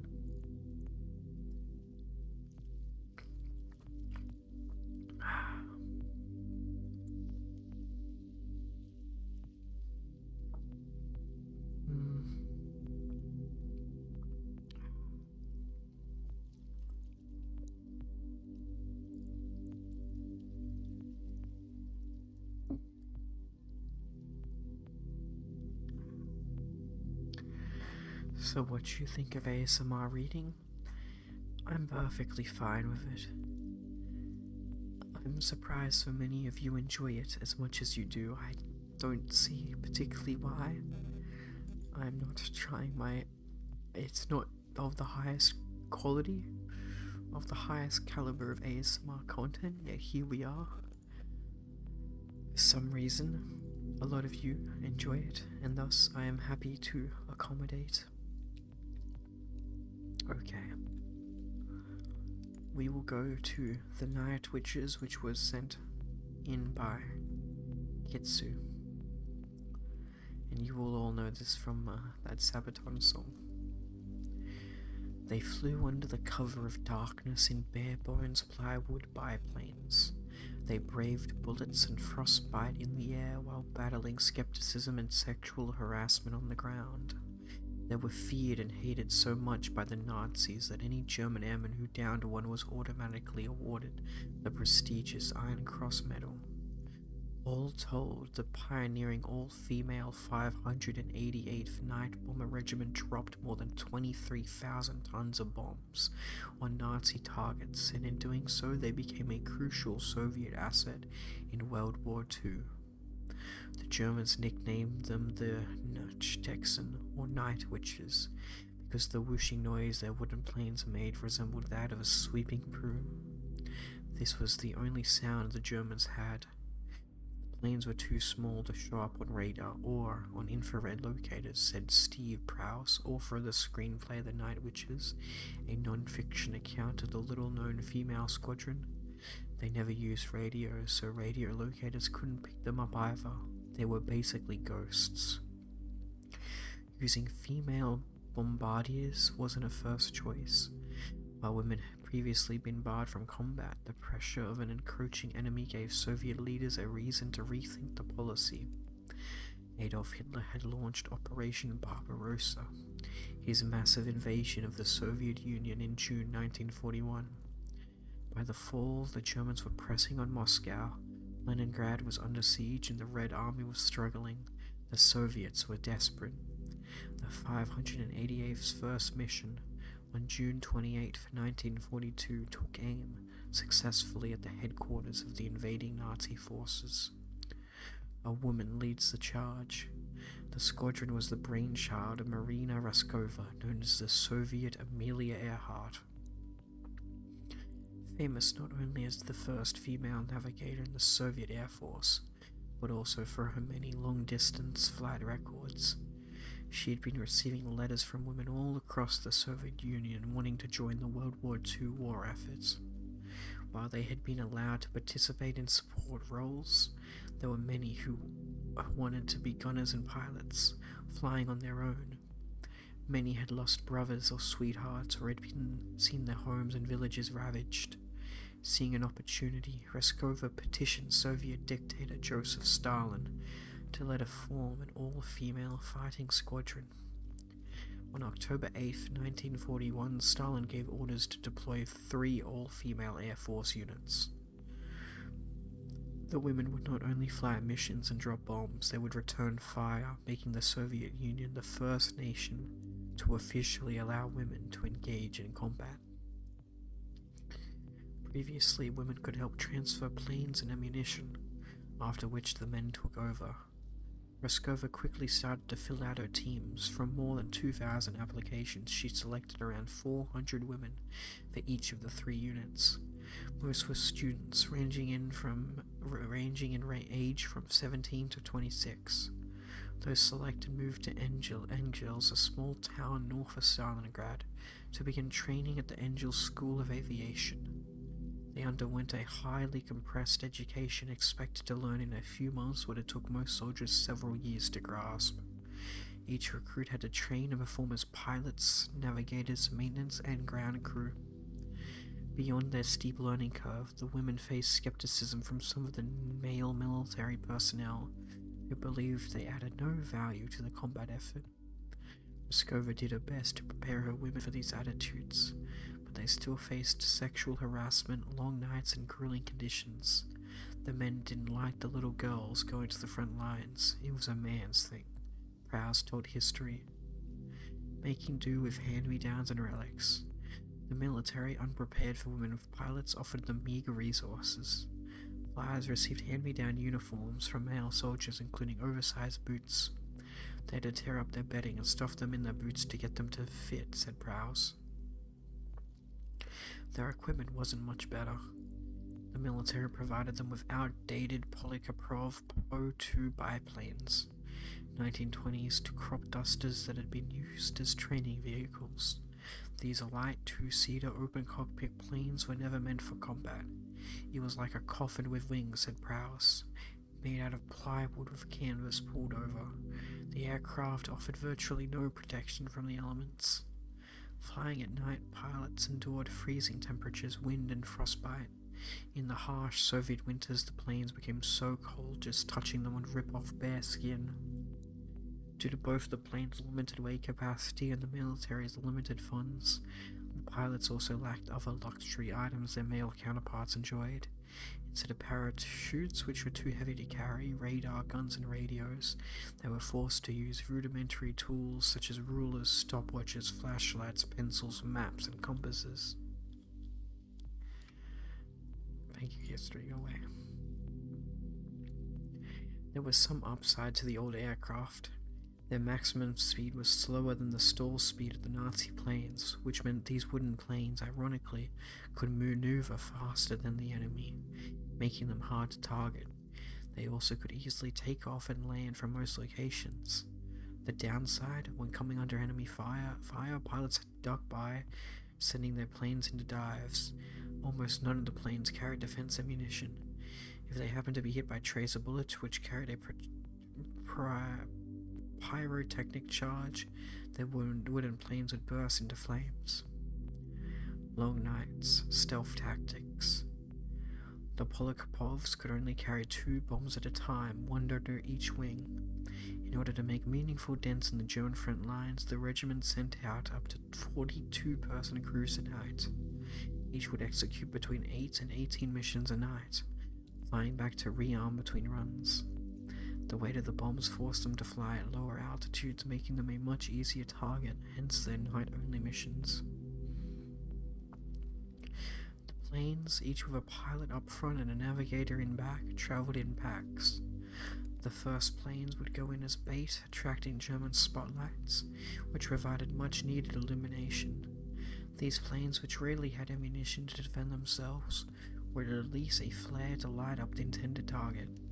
The last plane would idle its engines and glide in darkness to the bombing area. It was this stealth mode that created their signature witch's broom sound. There were 12 commandments the night witches followed. The first was, be proud you are a woman. Killing Germans was their job, but in their downtime, the heroic flyers still did needlework, patchwork, decorated their planes, and danced. They even put the pencils they used for navigation into double duty as eyeliner. Disbanded and overlooked. Their last flight took place on May the 4th, 1945, when the Night Witches flew within 60 kilometers, approximately 37 miles of Berlin. 3 days later, Germany officially surrendered. According to Proust, the Germans had two theories about why these women were so successful. They were all criminals who were masters at stealing and had been sent to the front line as punishment, or they had been given special injections that allowed them to see in the night. Altogether, these daredevil heroines flew more than 30,000 missions in total, or about 800 per pilot and navigator. They lost a total of 30 pilots, and 24 of the flyers were awarded the title Hero of the Soviet Union. Raskova, the mother of the movement, died on January 4th, 1943. When she was finally sent in the front line, her plane never made it. She was given the very first statue funeral of World War II, and her ashes were buried in the Kremlin. Despite being the most highly decorated unit in the Soviet Air Force during the war, the Night Witches Regiment was disbanded 6 months after the end of World War II, and when it came to the big Victory Day parade in Moscow, they weren't included, because it was decided their planes were too slow. Damn. Those women were such badasses. It's kinda sad. It's very sad. That was a good story to read. That was just very written well. By History.com, of course. That's why. These photos are really nice too. That was probably the best one I've read all night. Okay. This might be the last one if no one sends anything new in. Sato Kaiba. Why did Dio post this? I'm back in time for Kaiba. Sato Kaiba is a fictional character in the manga Yu-Gi-Oh! By Kazuki Takahashi. Rest in peace, by the way. Rest in peace, legend. Rest in peace. He died trying to save someone from drowning, didn't he? He was found dead in the water 300 meters off the shore of Nago, Okinawa by Japan Coast Guard officers following a civilian report from a passing boat. He was found wearing snorkeling gear, and his cause of death was determined to be drowning. It was subsequently reported first in the American military newspaper Stars and Stripes on October 11th. Takahashi had died in the afternoon of July 4th while assisting in the rescue of 3 divers who were caught in a rip current. Bro made one of the most influential badass mangas of all time and died like a badass.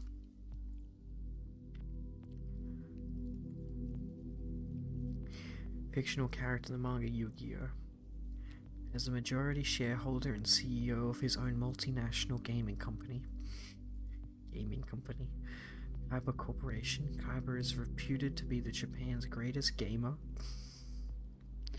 and aims to become the world's greatest player of the American card game Duel Monsters, Magic and Wizards in the Japanese manga. In all mediums, his arch-rival is the protagonist of the series Yugi Muto, whatever how you even pronounce it, who is also a game player, while Siegfried von Schroeder is also his arch-rival. He is the modern-day counterpart of Adam's cousin, son of Akhenon's nephew, of Akhenamakon, and one of Pharaoh Atom's 6 high priests, Priest Seto, who appears in the manga's final arc. Kaiba has also appeared in related anime and feature films. His signature monster is the Blue Eyes White Dragon. Whoa, why didn't the bot not get you? Yeah, how did the bot... Okay, his bot did do it. Cool, good job, bot. Sato Kaiba originates from one of the stories Takahashi heard from a friend involving a selfish card collector. Like the card collector, Kaiba is obsessed with gaming. Takahashi also gave Kaiba a calmer demeanor when developing his relationship with his rifle. It was first voiced by Hikaru Midorikawa in Japanese, with Kenjiro Suda replacing him in the sequel Duel Monsters. Eric Stewart voiced him in all of his English appearances. Critical reception of Kaiba has been mixed. He's been compared to simplistic anime rivals based on his multiple attempts to defeat Yugi and become the superior Duel Monsters player. While his development in the film Dark Side of Dimensions was praised for being a major focus in the narrative, critics still felt Kaiba's obsession with Duel Monsters and focus on his original goal made him come across as a one-dimensional character. Nevertheless, the character has become popular amongst fans of the series, who felt that his motives made him more enjoyable despite lacking substance.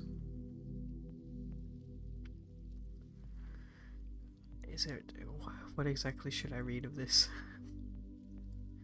Appearances in the Yu-Gi-Oh manga. In his introduction, Kaiba discovers that the grandfather of his classmate, Yugi Moto, owns the rare Blue Eyes White Dragon card and it takes it from him. Dark Yugi emerges from within Yugi's Millennium Puzzle to challenge Kaiba to a shadow game to reclaim it. Kaiba is ultimately defeated, suffering Dark Yugi's penalty game Experience of Death. Afterward, he plots to take revenge against Yugi and acquire the other 3 Blue Eyes White Dragon cards through extortion and blackmail, and builds Death Tea, a theme park made up of deadly games designed to kill Yugi and his friends. I'm guessing you never watched Yu-Gi-Oh then? I watched a little bit at the start. That's all. Years and years ago when I was young. I remember getting up to the Bug Island. That's all I remember. He defeats Sugoroku and tears up his Blue Eyes White Dragon. He also subjects him to an artificial penalty game, forcing Yugi to participate in Death Tea, or else he will kill him. Yugi once again defeats him and uses the power of his Millennium Puzzle to subject Kaiba to a penalty game, leaving him in a coma. Oh my god, Yugi, damn. Later on, Duel Monsters creator and Millennium Eye wielder Maximilian Pegasus schemes to take control of Kaiba Corporation from Seto by conspiring with his board of directors, the Big Five, and abducting his brother Makuba. After Kaiba awakens from his coma, he learns of Pegasus' plans and his kidnapping of Makuba, and travels to Duelist Kingdom, where he regains his deck and briefly battles Jonanuchi. Kaiba and Yugi later play the game atop the castle parapets, and Kaiba is nearly defeated until he endangers his life by balancing on the edge of the turret. Dark Yugi nearly kills Kaiba, but Yugi forces him to forfeit the game so Kaiba is not killed. Kaiba goes on to duel Pegasus, but is overcome by the power of his Millennium Eye and is defeated. Pegasus gives Kaiba the Mind Card penalty game, sealing his soul into a card.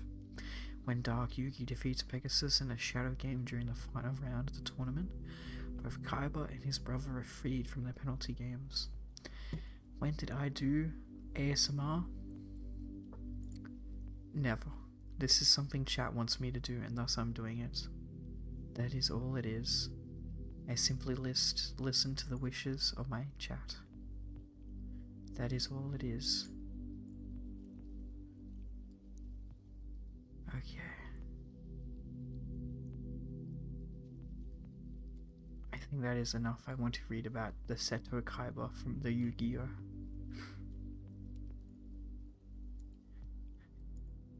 James has posted the United States state of Texas is the most populous state in the south central region of the United States.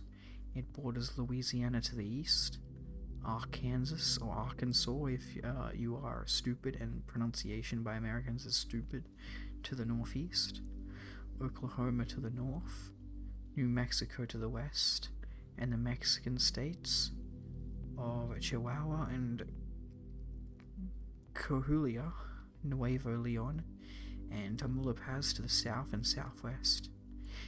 Texas has a coastline on the Gulf of Mexico to the southeast, covering 268,596 square miles, and with over 30 million residents as of 2023, is the second largest state by both area and population. Texas is nicknamed the Lone Star State for its former status as an independent republic. The Lone Star can be found on the Texas state flag and the Texas state seal. Spain was the first European country to claim and control the area of Texas. Following a short-lived colony controlled by France, Mexico controlled the territory until 1836, when Texas won its independence, becoming the Republic of Texas. Yeehaw! In 1845, Texas joined the United States as the 28th state. The state's annexation set off a chain of events that led to the Mexican-American War in 1846.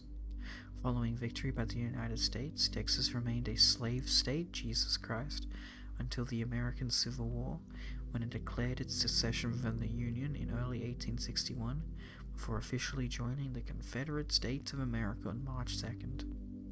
After the Civil War and the restoration of its representation in the federal government, Texas entered a long period of economic stagnation.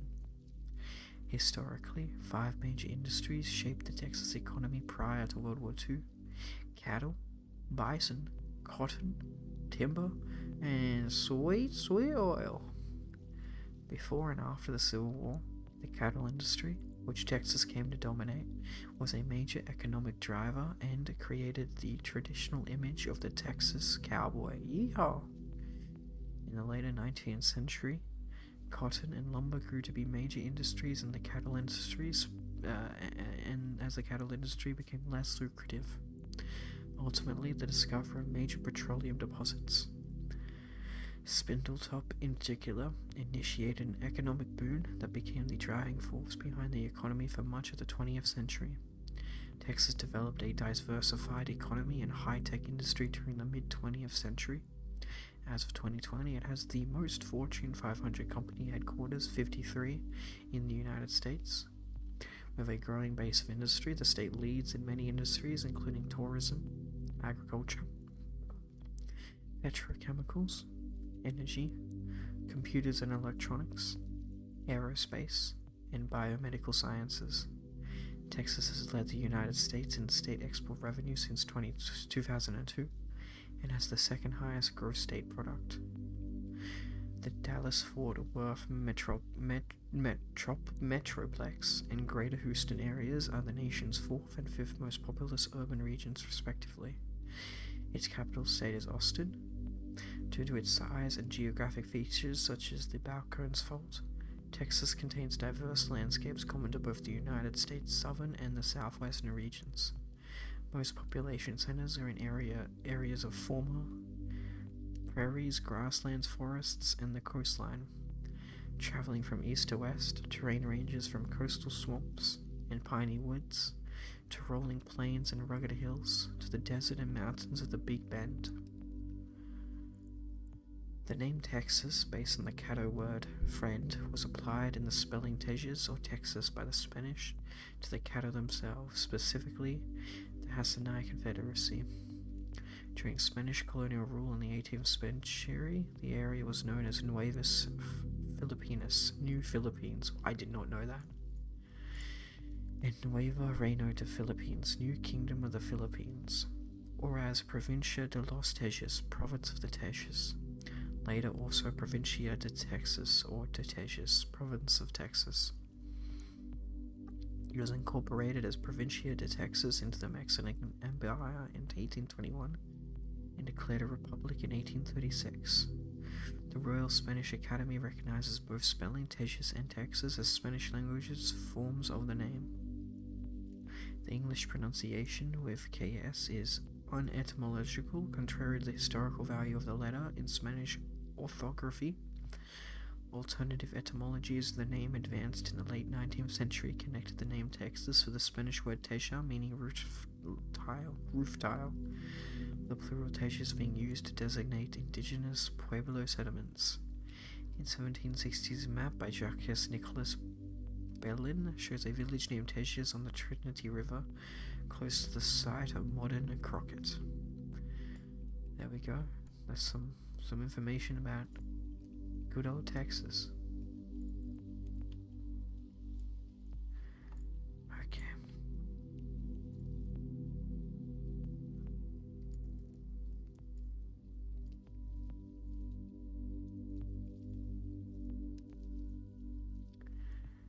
Male Liam Johan. Oh god, too bright. Okay, Kitsu, this one is way too long, but I will read some of it. Male Liam Johan, Detective Male, you okay with reading the Wikipedia page for a game? Well, I will read a couple paragraphs. I'm happy with reading nearly anything that isn't against TOS.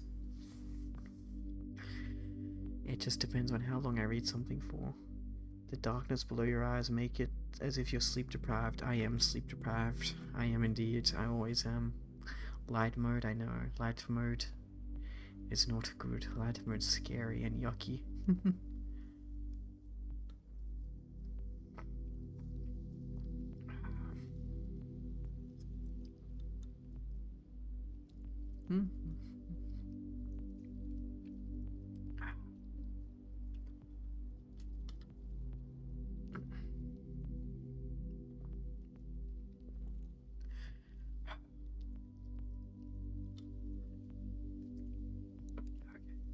So nice. Wait, Mail is on the Sleep Deprived podcast. Twitch is the only app I hate light mode on. I don't use mobile apps, so I'm A-okay. Okay. Also, fuck you, Dio. I saw what you posted. Okay. The Little Mermaid. The Little Mermaid is a Danish story about the life and adventures of a little mermaid who went to the surface to have a glimpse of the world above the sea. One of the most famous fairy tales in the world. The Little Mermaid is originally written by Hans Christian Andersen, one of the most notable fairy tale authors, in his book titled Hans Andersen's Fairy Tales. I don't like mode, I only use dark mode, very based. Okay, I will read like literally like this that I've landed on. Far out in the ocean, when the water is as blue as the prettiest cornflower and as clear as crystal, it is very, very deep, so deep indeed that no cable could sound it, and many church steeples piled one upon another would not reach from ground beneath to the surface of the water above. There dwell the Sea King and his subjects. We must not imagine that there is nothing at the bottom of the sea but bare yellow sand.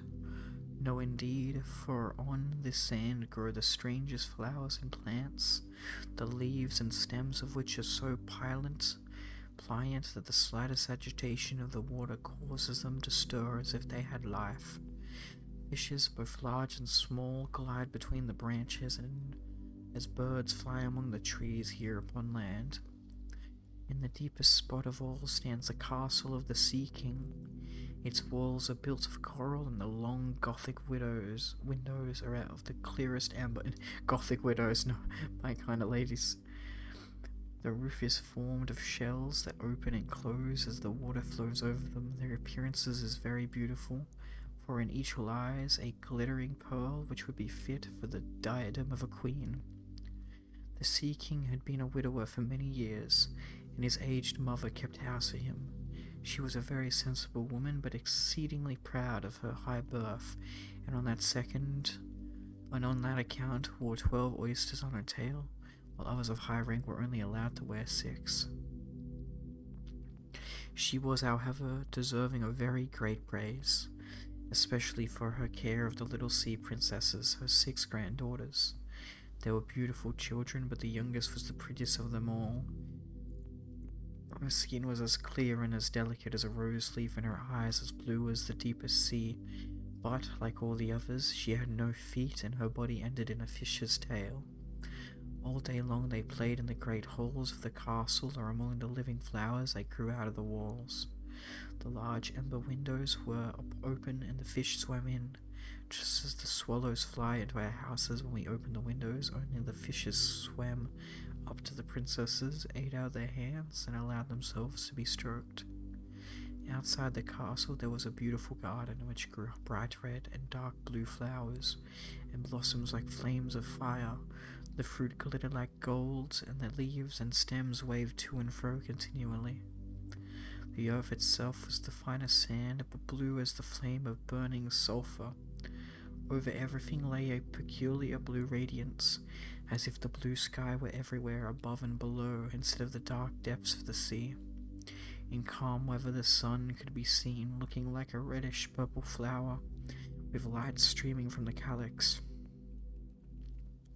Each of the young princesses had a little plot of ground in the garden, where she might dig and plant as she pleased. One arranged a flower bed in the form of a whale. Another preferred to make hers like the figure of a little mermaid, while the youngest child made hers round like the sun, and in it grew flowers as red as his rays at sunset. She was a strange child, quiet and thoughtful, while her sisters showed delight at the wonderful things which they obtained from the wrecks of vessels. She cared only for her pretty flowers, red like the sun, and a beautiful marble stone. It was the representation of a handsome boy, carved out of pure white stone which had fallen to the bottom of the sea from a wreck. She planted by the statue a rose-coloured weeping willow.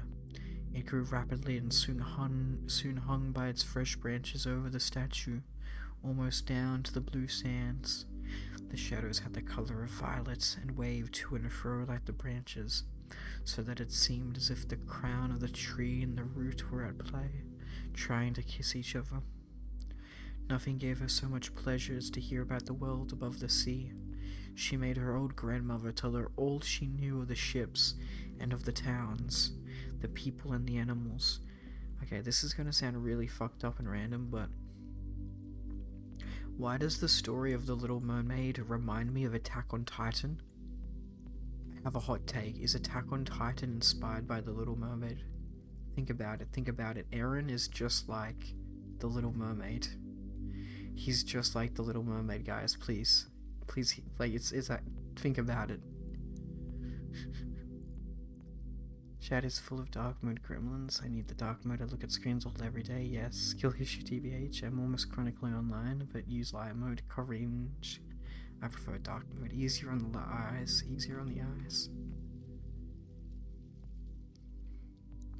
To her it seemed most wonderful and beautiful to hear that the flowers of the land had fragrance, while those below the sea had none, that the trees of the forest were green, and that the fishes among the trees could sing so sweetly that it was a pleasure to listen to them. Her grandmother called the birds fishes, or the Little Mermaid would not have understood what was meant, for she had never seen birds. Elaborate? Oh god, I found a beautiful Wendigo. Twitter post, BRB sending it based. Elaborate? Well, just like Aaron, the Little Mermaid wishes to see a world of which they cannot comprehend. Despite it being a dangerous world, a world that they cannot venture into, it's a world that they still seek to find beauty in. And Aaron overcoming the dangers of the Titans and the futility of mortality and you know, not going to live for a very long time. The Little Mermaid must overcome the difficulties of not having legs, physically not being able to make it to the human world, the overworld, whereas Aaron has to overcome, you know, a separate physical barrier of the dangers of the Titans. And both, when making it to the surface, you know, temporarily, they do have some sort of appreciation and euphoria of having reached their goal. But at the end of the day, it sort of just becomes null and void, I guess. I don't know. It's been a while since I ever remember knowing the Little Mermaid story. Can't wait for the wine law.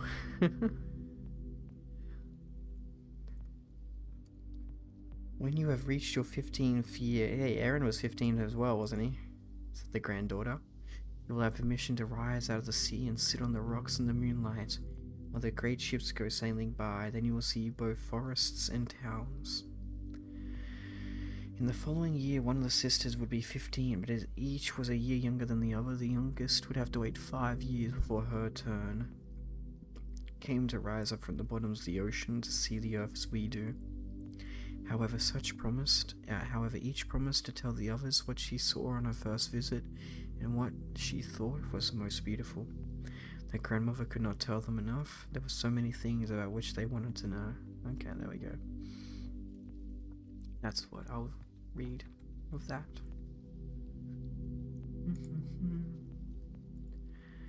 If you are a fellow man who wears tactical gear, military attire, bike gear, race gear, etc. for any reasons, and you have pictures of yourself, please, my DM's open. I have a huge kink for all of those, and would love to see people in any of those.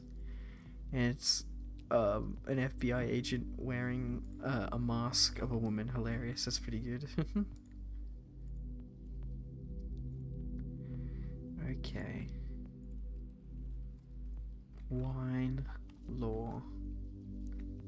Wine law. Wine is an alcoholic drink made from fermented fruit. Yeast consumes the sugar in the fruit and converts it to ethanol and carbon dioxide, releasing heat in the process. Wine is most often made from grapes, and the unqualified term wine generally refers to grape wine. Even so, wine can be made from a variety of fruit crops, including plum, cherry, pomegranate, blueberry, currant, and elderberry. Different varieties of grapes and strains of yeasts are major factors in different styles of wine. These differences result from the complex interactions between the biochemical development of the grape, the reactions involved in fermentation, the grape's growing environment, terroir, and the wine production process. Wine is what I need right now. Many countries enact legal appellations intended to define styles and qualities of wine. These typically restrict the geographical origin and permitted varieties of grapes, as well as other aspects of wine production. Could also do with some wine. I'm gonna get some tonight, base. Wine has been produced for thousands of years. The earliest evidence of wine is from the present-day Georgia and Syria, 6000 BCE, Persia, 5000 BCE, Italy and Armenia, 4000 BCE. New World wine has some connection to alcoholic beverages made by the indigenous people of the Americas, but it's mainly connected to later Spanish traditions in New Spain. Later, as Old World wine further developed viticulture techniques, Europe would encompass 3 of the largest wine-producing regions. Based on statistics gathered by the International Organization of Vine and Wine in 2022, the top 5 wine-producing countries are Italy, France, Spain, the United States, and who would have believed it? Not me, actually, Australia. I have tea, so I'll have to drink that instead. Fair enough. Fair enough. Both of a high class, high caliber quality, right? Wine has long played an important role in religion. Red wine was associated with blood by the ancient Egyptians and was used by both the Greek cult of Dionysus, oh my lord, god fucking damn it, and the Romans in their Bacchanalia. Judaism also incorporates it in the Kiddush, Christianity in the Eucharist. Egyptian, Greek, Roman, and Israeli wine cultures are still connected to these ancient roots. Similarly, the largest wine regions in Italy, Spain, and France have heritages and connections to sacramental wine. Likewise, viticulture traditions in the southwestern United States started with New Spain, as Catholic friars and monks first produced wines in New Mexico and California.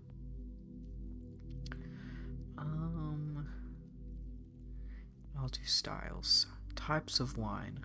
Wine types. Red wine, made from blue grapes with skins. White wine, made from green grapes or destemmed blue grapes. Rose wine, made from blue grapes where the skins are sorted from early in the fermentation process of rose wine, which can also be... Did I say rose wine? Which can maybe be from rose wine grape varieties. Orange wine, made from white wine grapes where the grape skins are not removed. Sparkling wine, made from both green and blue grapes. Champagne is made from Pinot Noir, Pinot Meunier, and a Chardonnay around de Reims. Fortified wine, wine with a higher alcohol content than the other types. Ice wine, wine with a characteristically sweet taste and low alcohol content. Dessert wine, are sweet wines that are typically served with a dessert. The types have such different properties that in practice they are considered different drinks. And then different styles. I'm not going to read all of this, unfortunately. I think that is fine for grapes. Wine tasting is the sensory examination and evaluation of wine. Wines contain many chemical compounds similar or identical to those in fruits, vegetables, and spices. The sweetness of wine is determined by the amount of residual sugar in the wine after fermentation, relative to the acidity present in the wine. Dry wine, for example, has only a small amount of residual sugar. Some wine labels support opening the bottle and letting the wine breathe for a couple of hours before serving, while others recommend drinking it immediately. Decanting, the act of pouring a wine into a special container just for breathing, is a controversial subject among wine enthusiasts. In addition to aeration, decanting with a filter allows the removal of bitter sediments that may have formed in the wine. Sediment is more common in older bottles, but aeration may benefit younger wines.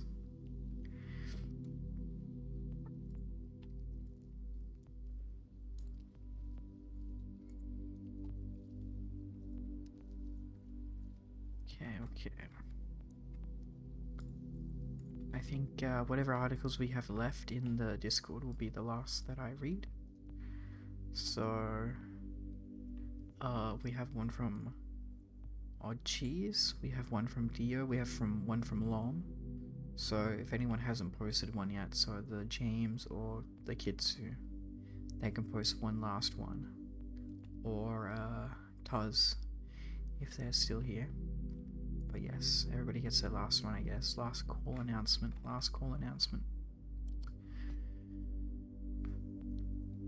No Yoshikage Kirowiki, no, unfortunately not. The Troubles. The Troubles were an ethno-nationalist conflict in Northern Ireland that lasted for about 30 years, from the late 1960s to 1998. Also known internationally as the Northern Ireland Conflict, it is sometimes described as an irregular war or low-level war. The conflict began in the late 1960s and is usually deemed to have ended with the Good Friday Agreement of 1998. Although the Troubles mostly took place in Northern Ireland, at times violence spilled over into parts of the Republic of Ireland, England, and mainland Europe. The conflict was primarily political and nationalistic, being fueled by historical events. It also had an ethnic or sectarian dimension, but despite use of the terms Protestant and Catholic to refer to these two sides, it was not a religious conflict. A key issue was the status of Northern Ireland. Unionists and loyalists who, for historical reasons, were mostly... What the fuck? Lon, what are you posting, bruh? You scared me, bro. I was like, what the fuck? I thought that was my fucking PC dying, bro. I was like, what the fuck? Check this out. I can't even see. Okay, it's Jojo and Dio. I see that, and then it's the Jojo like little language. Okay, cool. I was so scared. I just saw that big message pop up on my like chat overlay, and I was like, what the fuck, is my monitor dying?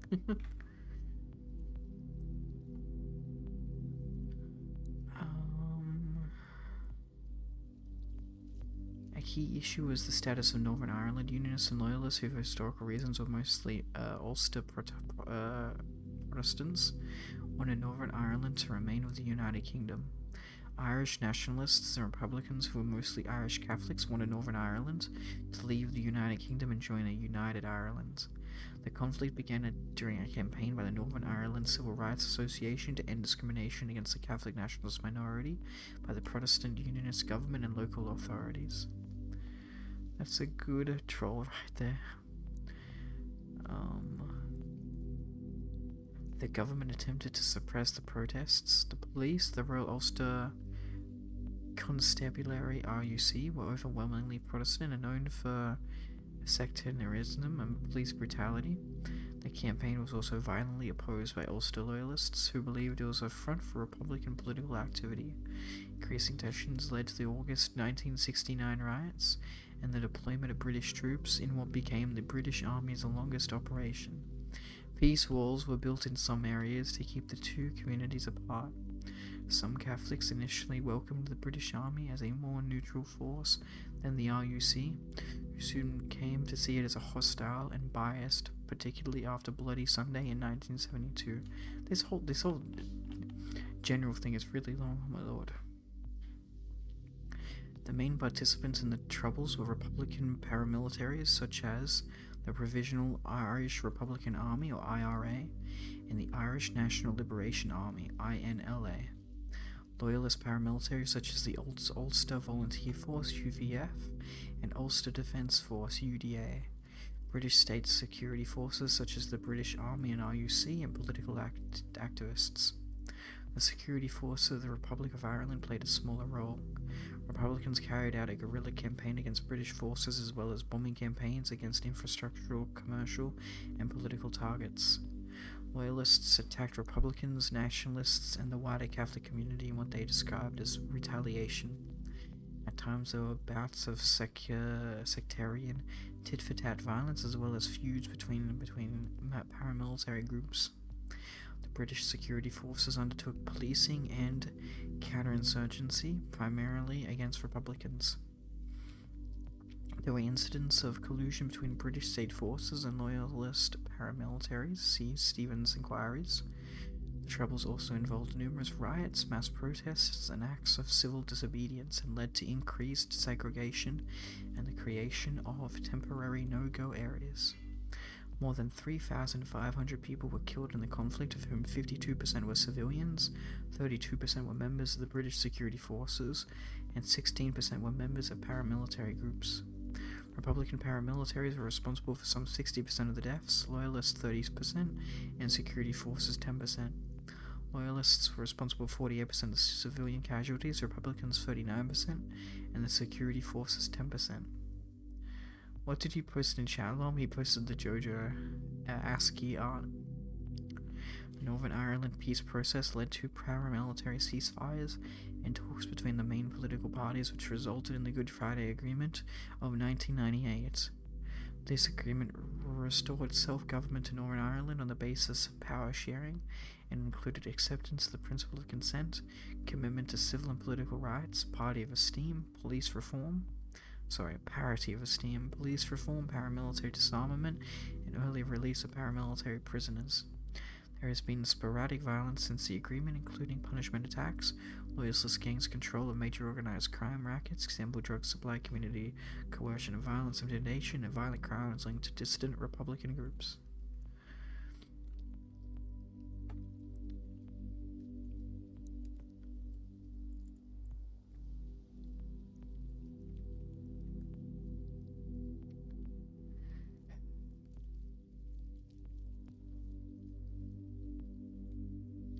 You know what's weirder than Watch Dogs 2 has no JoJo Easter egg? That's not weird at all. Why would they reference it? So it's for 2016, like one of the 2 years where it was very popular. Not every game is going to have a reference to something. Like, I don't see who would be a developer of Watch Dogs who'd be a fan of like anime, Japanese media, JoJo. I don't know. That's just the gut reaction I have. It's just the feeling I get.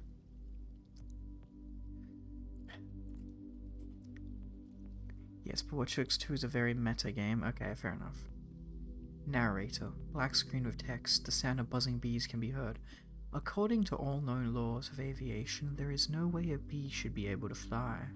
Its wings are too small to get its fat little body off the ground. The bee, of course, flies anyway, because bees don't care what humans think is impossible. Barry Benson. Barry is picking out a shirt. Yellow, black, yellow, black, yellow, black, yellow, black. Ooh, black and yellow. Let's shake it up a little. Janet Benson. Barry, breakfast is ready. Barry, coming. Hang on a second. Barry uses antenna like a phone. Hello. Adam Flayman through phone. Barry? Adam? Can you believe this is happening?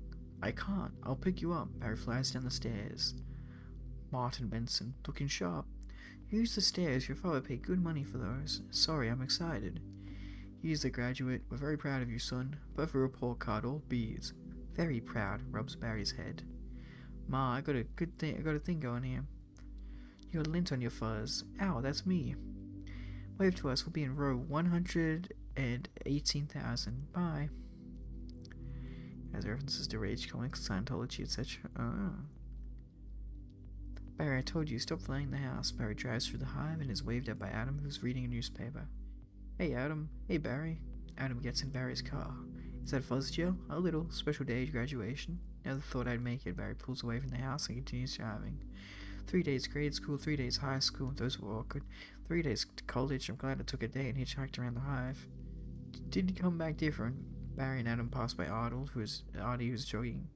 Hi, Barry. Artie, growing a mustache looks good.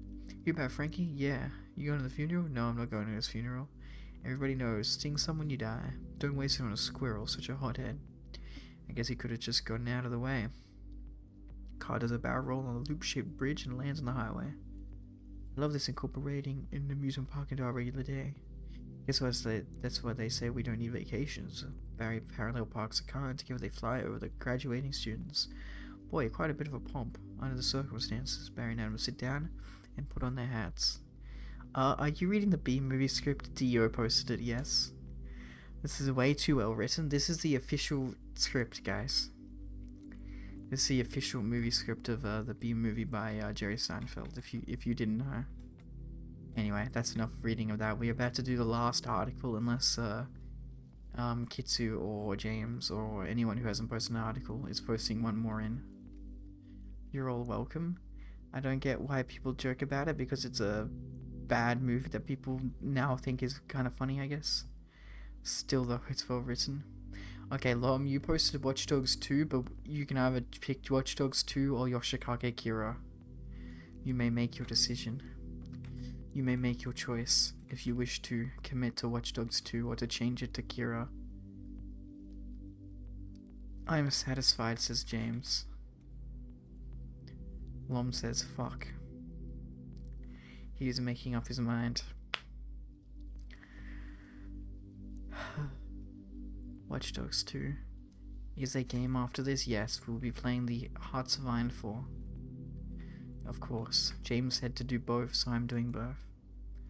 Redeem bat? Yes, you can redeem your bat, do not worry. Yoshikage Kira will be for the next time, I see. If I ever do an ASMR reading ever again.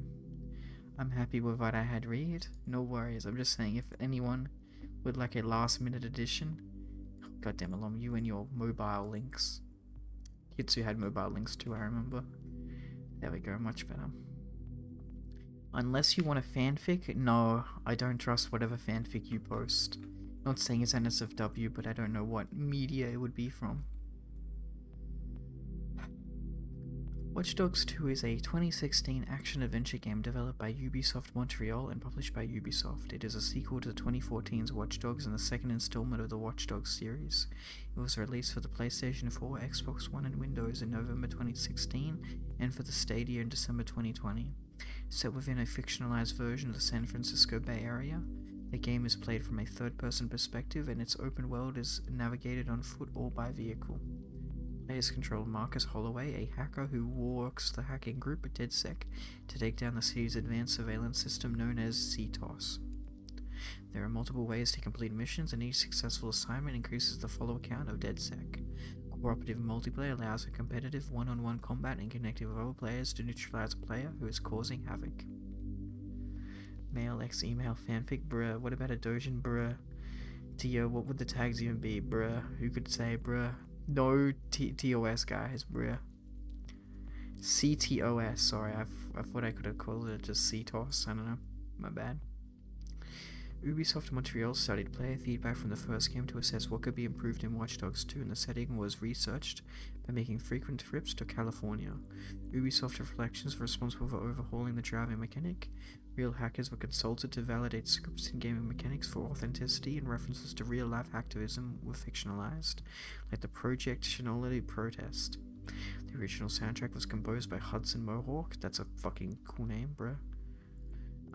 The game was released to overall positive reception for critics, which praised the game for improving upon the original Watch Dogs in areas like the hacking, setting characters, and driving controls. However, the characterization and frequent technical issues, later patched, were cited as imperfections. Watch Dogs 2 has sold more than 10 million copies by March 2020. A sequel, Watch Dogs Legion, was released on October 29th, 2020.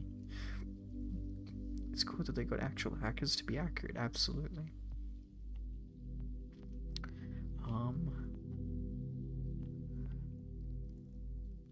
On June 8th, 2016, Ubisoft revealed the game would be released on November 15th of that year for the PS4, Windows, and Xbox One in 6 separate editions. In September 2016, it was announced that Watch Dogs 2 would have enhancements on the PS4 Pro. In October 2016, Ubisoft announced the Windows version was delayed to November 29, 2016 to ensure that the game was well optimized. It's featured on the front cover of Edge in August. 2 weeks from release, Ubisoft and Samsung partnered to bundle a free digital download of Watch Dogs 2 with the purchase of their solid-state discs or curved gaming monitors. Amazon Prime copies were subject to an early release, which revealed issues with the seamless multiplayer. Ubisoft vowed to repair the feature on schedule, but on the day of release, the company said it was broken, citing persistent lagging and crashing. Cooperative multiplayer was enabled a week after the game's release. A free trial lasting 3 hours was released for PS4 on January 17, 2017. The Xbox One version was made available for download on January 24th. What, Watch Dogs Legion? That game doesn't exist. I'm assuming you are not a fan of that game. Pre-ordering the Gold Edition Collector's Edition included additional content such as weapon skins, vehicles, and drones. The Deluxe Collector's Edition contains the same but excluded the Season Pass. Each of these, as well as the generic Collector's Edition, contained a physical robot called Wrench Jr., controlled by a mobile app on a smartphone or tablet computer. The Gold Edition came with the same items and Season Pass, and while the Deluxe Edition omitted the inclusion of the Season... Okay, let's just read gameplay for a little bit. Similar to its predecessor, Watch Dogs 2 is an action-adventure game with stealth elements and played from a third-person perspective as Marcus Holloway, a young hacker. The game features an open world set in a fictionalized version of the San Francisco Bay Area, an area more than twice as large as the Chicagoland setting from Watch Dogs. It consists of 4 different areas: San Fran, Oakland, Marin County, including the city of Sausalito, and Silicon Valley. Players can navigate the game's world on foot or by various vehicles featured in the game, such as cars, trucks, buses, cable cars, motorcycles, quad bikes, and boats. And the DLC, because it ends the Aiden Pierce story very nicely. I see. Players can navigate, The driving mechanic was overhauled and designed to be more accessible. The player can shoot their weapon while driving. Marcus also has the improved acrobatic skills and the ability to parkour around the city. The player can use different methods to approach the game's missions, choosing between the aggressive approach, in which they defeat enemies with guns, which are made with a 3D printer. Oh my god, okay, it's edgy as fuck but fair. Explosives like mines or Marcus's own melee weapons. A billboard ball attached to a bungee cord. Alternatively, the player can use their stealth approach, in which they can evade enemies or paralyze them temporarily with Marcus's taser.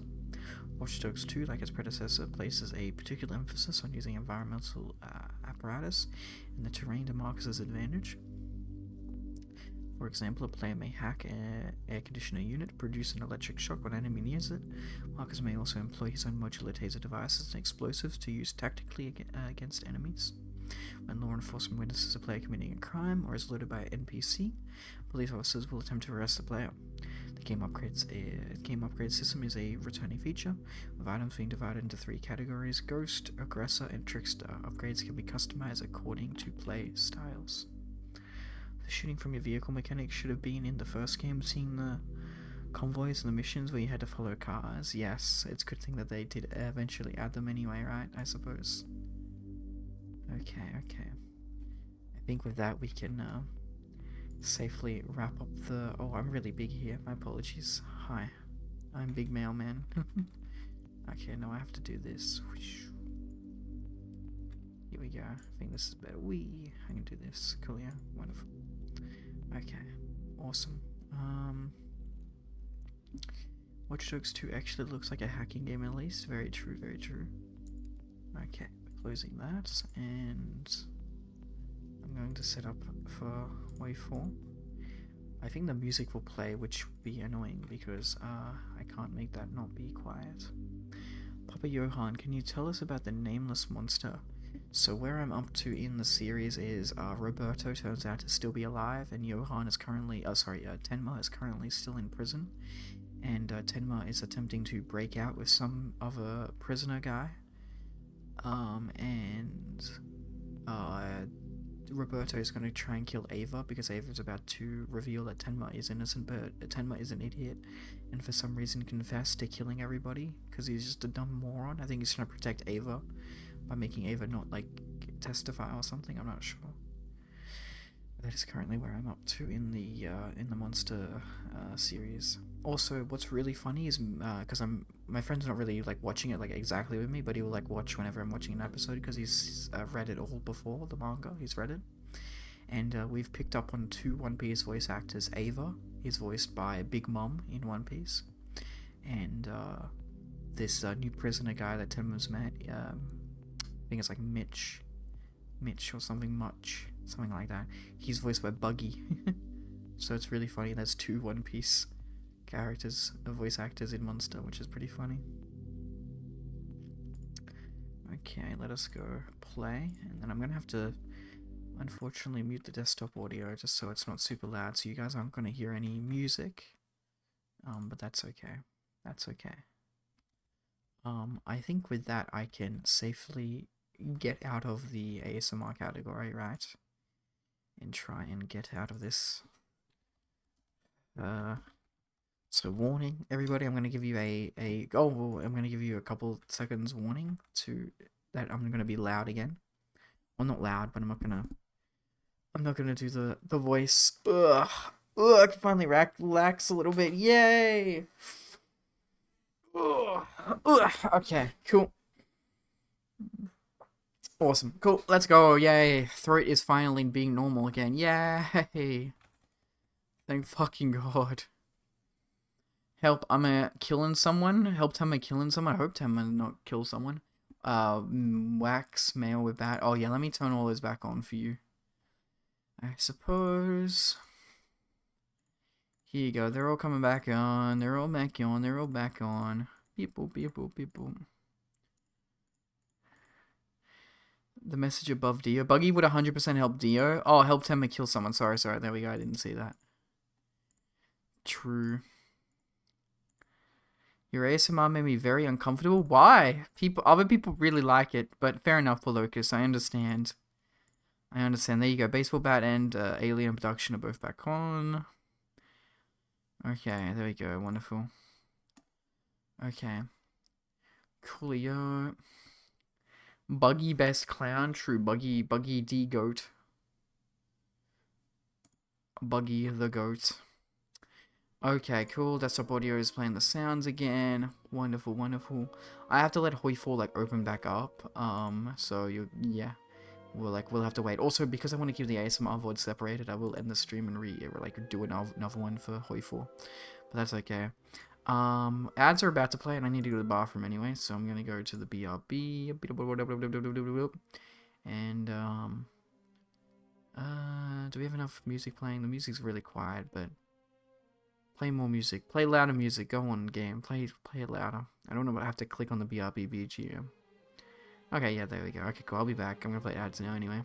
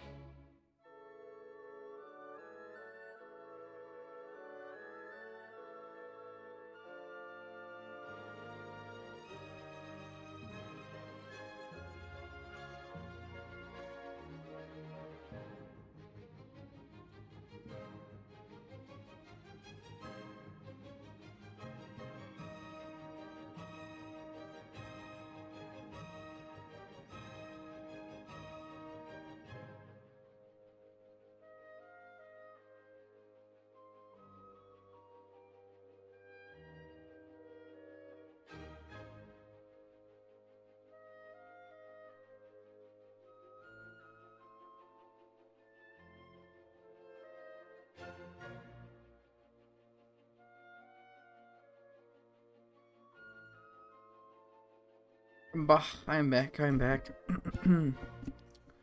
Coolio. Oh, wait, no, wrong one.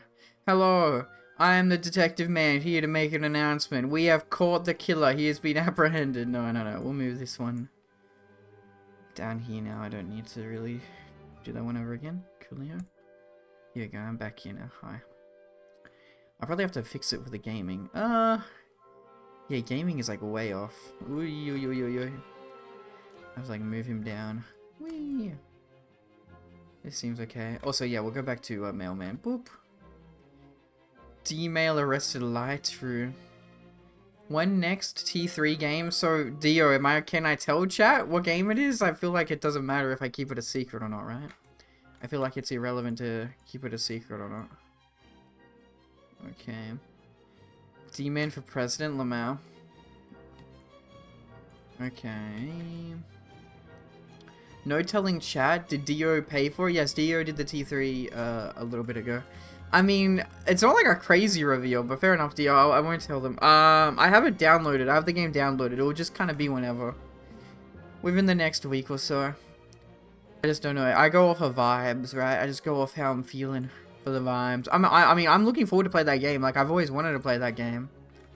It is a game I'm interested in, so... This month is not a punishment. This month is not a punishment at the very least. Sorry, I was just fixing up the gaming stuff. Here we go. Now I'm back to just chatting. Coolly up. How L could have ended Death Note really early. Break Light's arms and see if people were dying from Kira. And look at that, they don't. Okay, that's too long. Is it online or single player game? Not allowed to answer any questions. So how do we feel about the new Lego Star Wars movie coming out? I don't know anything about it except that Darth Jar Jar is like canon in that movie, right? Yeah, I thought it'd be a nice game to play, and it is a very good game too. They gave us the meme finally. Yeah, Darth Jar Jar. Next month we'll be back to punishment. Why do you need it? I could just listen. Look at this. Look at this. Dio, you watching? Look in the bottom left corner.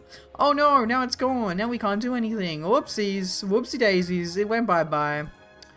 Can't do nothing about it now, can we? Oh, whoopsie daisies. It left the screen. It's out of here. Whoa, come on. Jar Jar Binks will be 100% be a very good written villain. I kind of agree, low cap. Also, they bring back the original voice actor guy, so that's awesome. Hi. No, fine, look. T3 something can come back, okay? You happy? You goddamn happy? You fucking happy? Anyway, I started blasting. No, you can't. This is unfair. Listen, you paid for it, and I'm still going to do it, but going into next month and going into any other people, I can just not. Pardon me, I got some burpees. Because it's such a low voice. I haven't been able to keep in my bodily sounds. I haven't been able to release my bodily sounds, having that ASMR voice all damn. Ugh. But we're good now. I feel much more refreshed. Jamil is here. I am indeed here. Hello, 902. You've come in after the ASMR we just did. The ASMR Wikipedia article reading and folklore stories. That was good. That was good fun. It's not something I really want to do a lot of though. Same with like Berserk reading. I want to get back to reading more Berserk, but like having to do that for like I got 3-4 hours in me. That's it.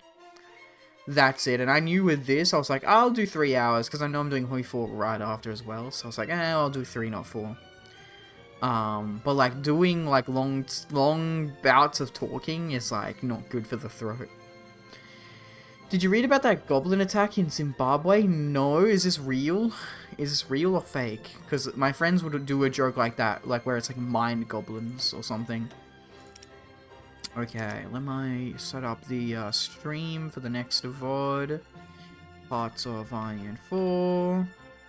Bada bing, bada boom. Copy and paste. Put it here. Control V. Road 256. It's the road to 56. I gotta remember that. Okay, also get rid of the RP because people always think it's multiplayer and it's not multiplayer. And the spirit they're actually referencing, Toko Loshi. No, I don't know anything about this. I don't know the context. Okay. So James, before I like restart the stream, I want to play as Yugoslavia, but you can pick. We can either do the Communist Balkan Federation, or we can play as Serbia or Croatia. And I think Serbia is slightly better than Croatia, but it doesn't particularly matter. So I can start the game with like fragmented. Yugoslavia is fragmented. Okay, let me take a look at this. 902. Boop. There we go. Zimbabwe police officers terrorized by goblins at night. See, I should have read this in the ASMR stream. The Gwambe police base in Bulimia, Matabilan South has been deserted by officers who claimed that they were being terrorized by goblins at night. What the fuck, man? This is crazy. What the fuck, man? Okay, that's so funny. That's so wacky. Yo, Croatia gameplay finally? Do you want Croatia? It's Croatia or it's Serbia. Noted for D&D campaign, goblins are anarchists. True, they are anarcho-syndicalists. Tikaloshi. Okay, so yeah, I don't know about this one. Bit of whatever. Tikaloshi, yeah. In Naguni mythology. Oh my god, bro, I'm just doing more ASMR reading. Or is a dwarf-like water spirit. It's a mischievous and evil spirit that can become invisible by drinking water or swallowing a stone. Ah. They abandoned a police station, 3 schools, and a local gold mine. The goblins are ruining the economy of this poor, starving Zimbabwe town. Probably, I probably shouldn't generalize like that. That's a joke. For legal reasons, that's a joke. I don't know if they're poor. They could be a thriving economic titan in the Zimbabwean economy, for all I know. Gold mine, even, you know, they could be making bank. You know, I shouldn't jump the gun and assume. Okay, well, I saw Paloka say Croatia, so I can do Croatia. Croatia has a tree in Road 56. So I think I'm gonna do Croatia if James does not speak up. This wasn't a problem when it was Rhodesia. What can you do with them? You just go take you can go reclaim all of Yugoslavia again, and then you can do like I think, funnily enough, as Croatia, you can actually do the Austro-Hungarian Empire, because like you start in the historical region of Austro-Hungarian Empire. Can you form Yugo? Can you form Italy? No, but you can form the Roman Empire as Croatia as well. I mean, I guess I can attempt to do it. I don't think I will. I don't know what the fuck to name the stream, though.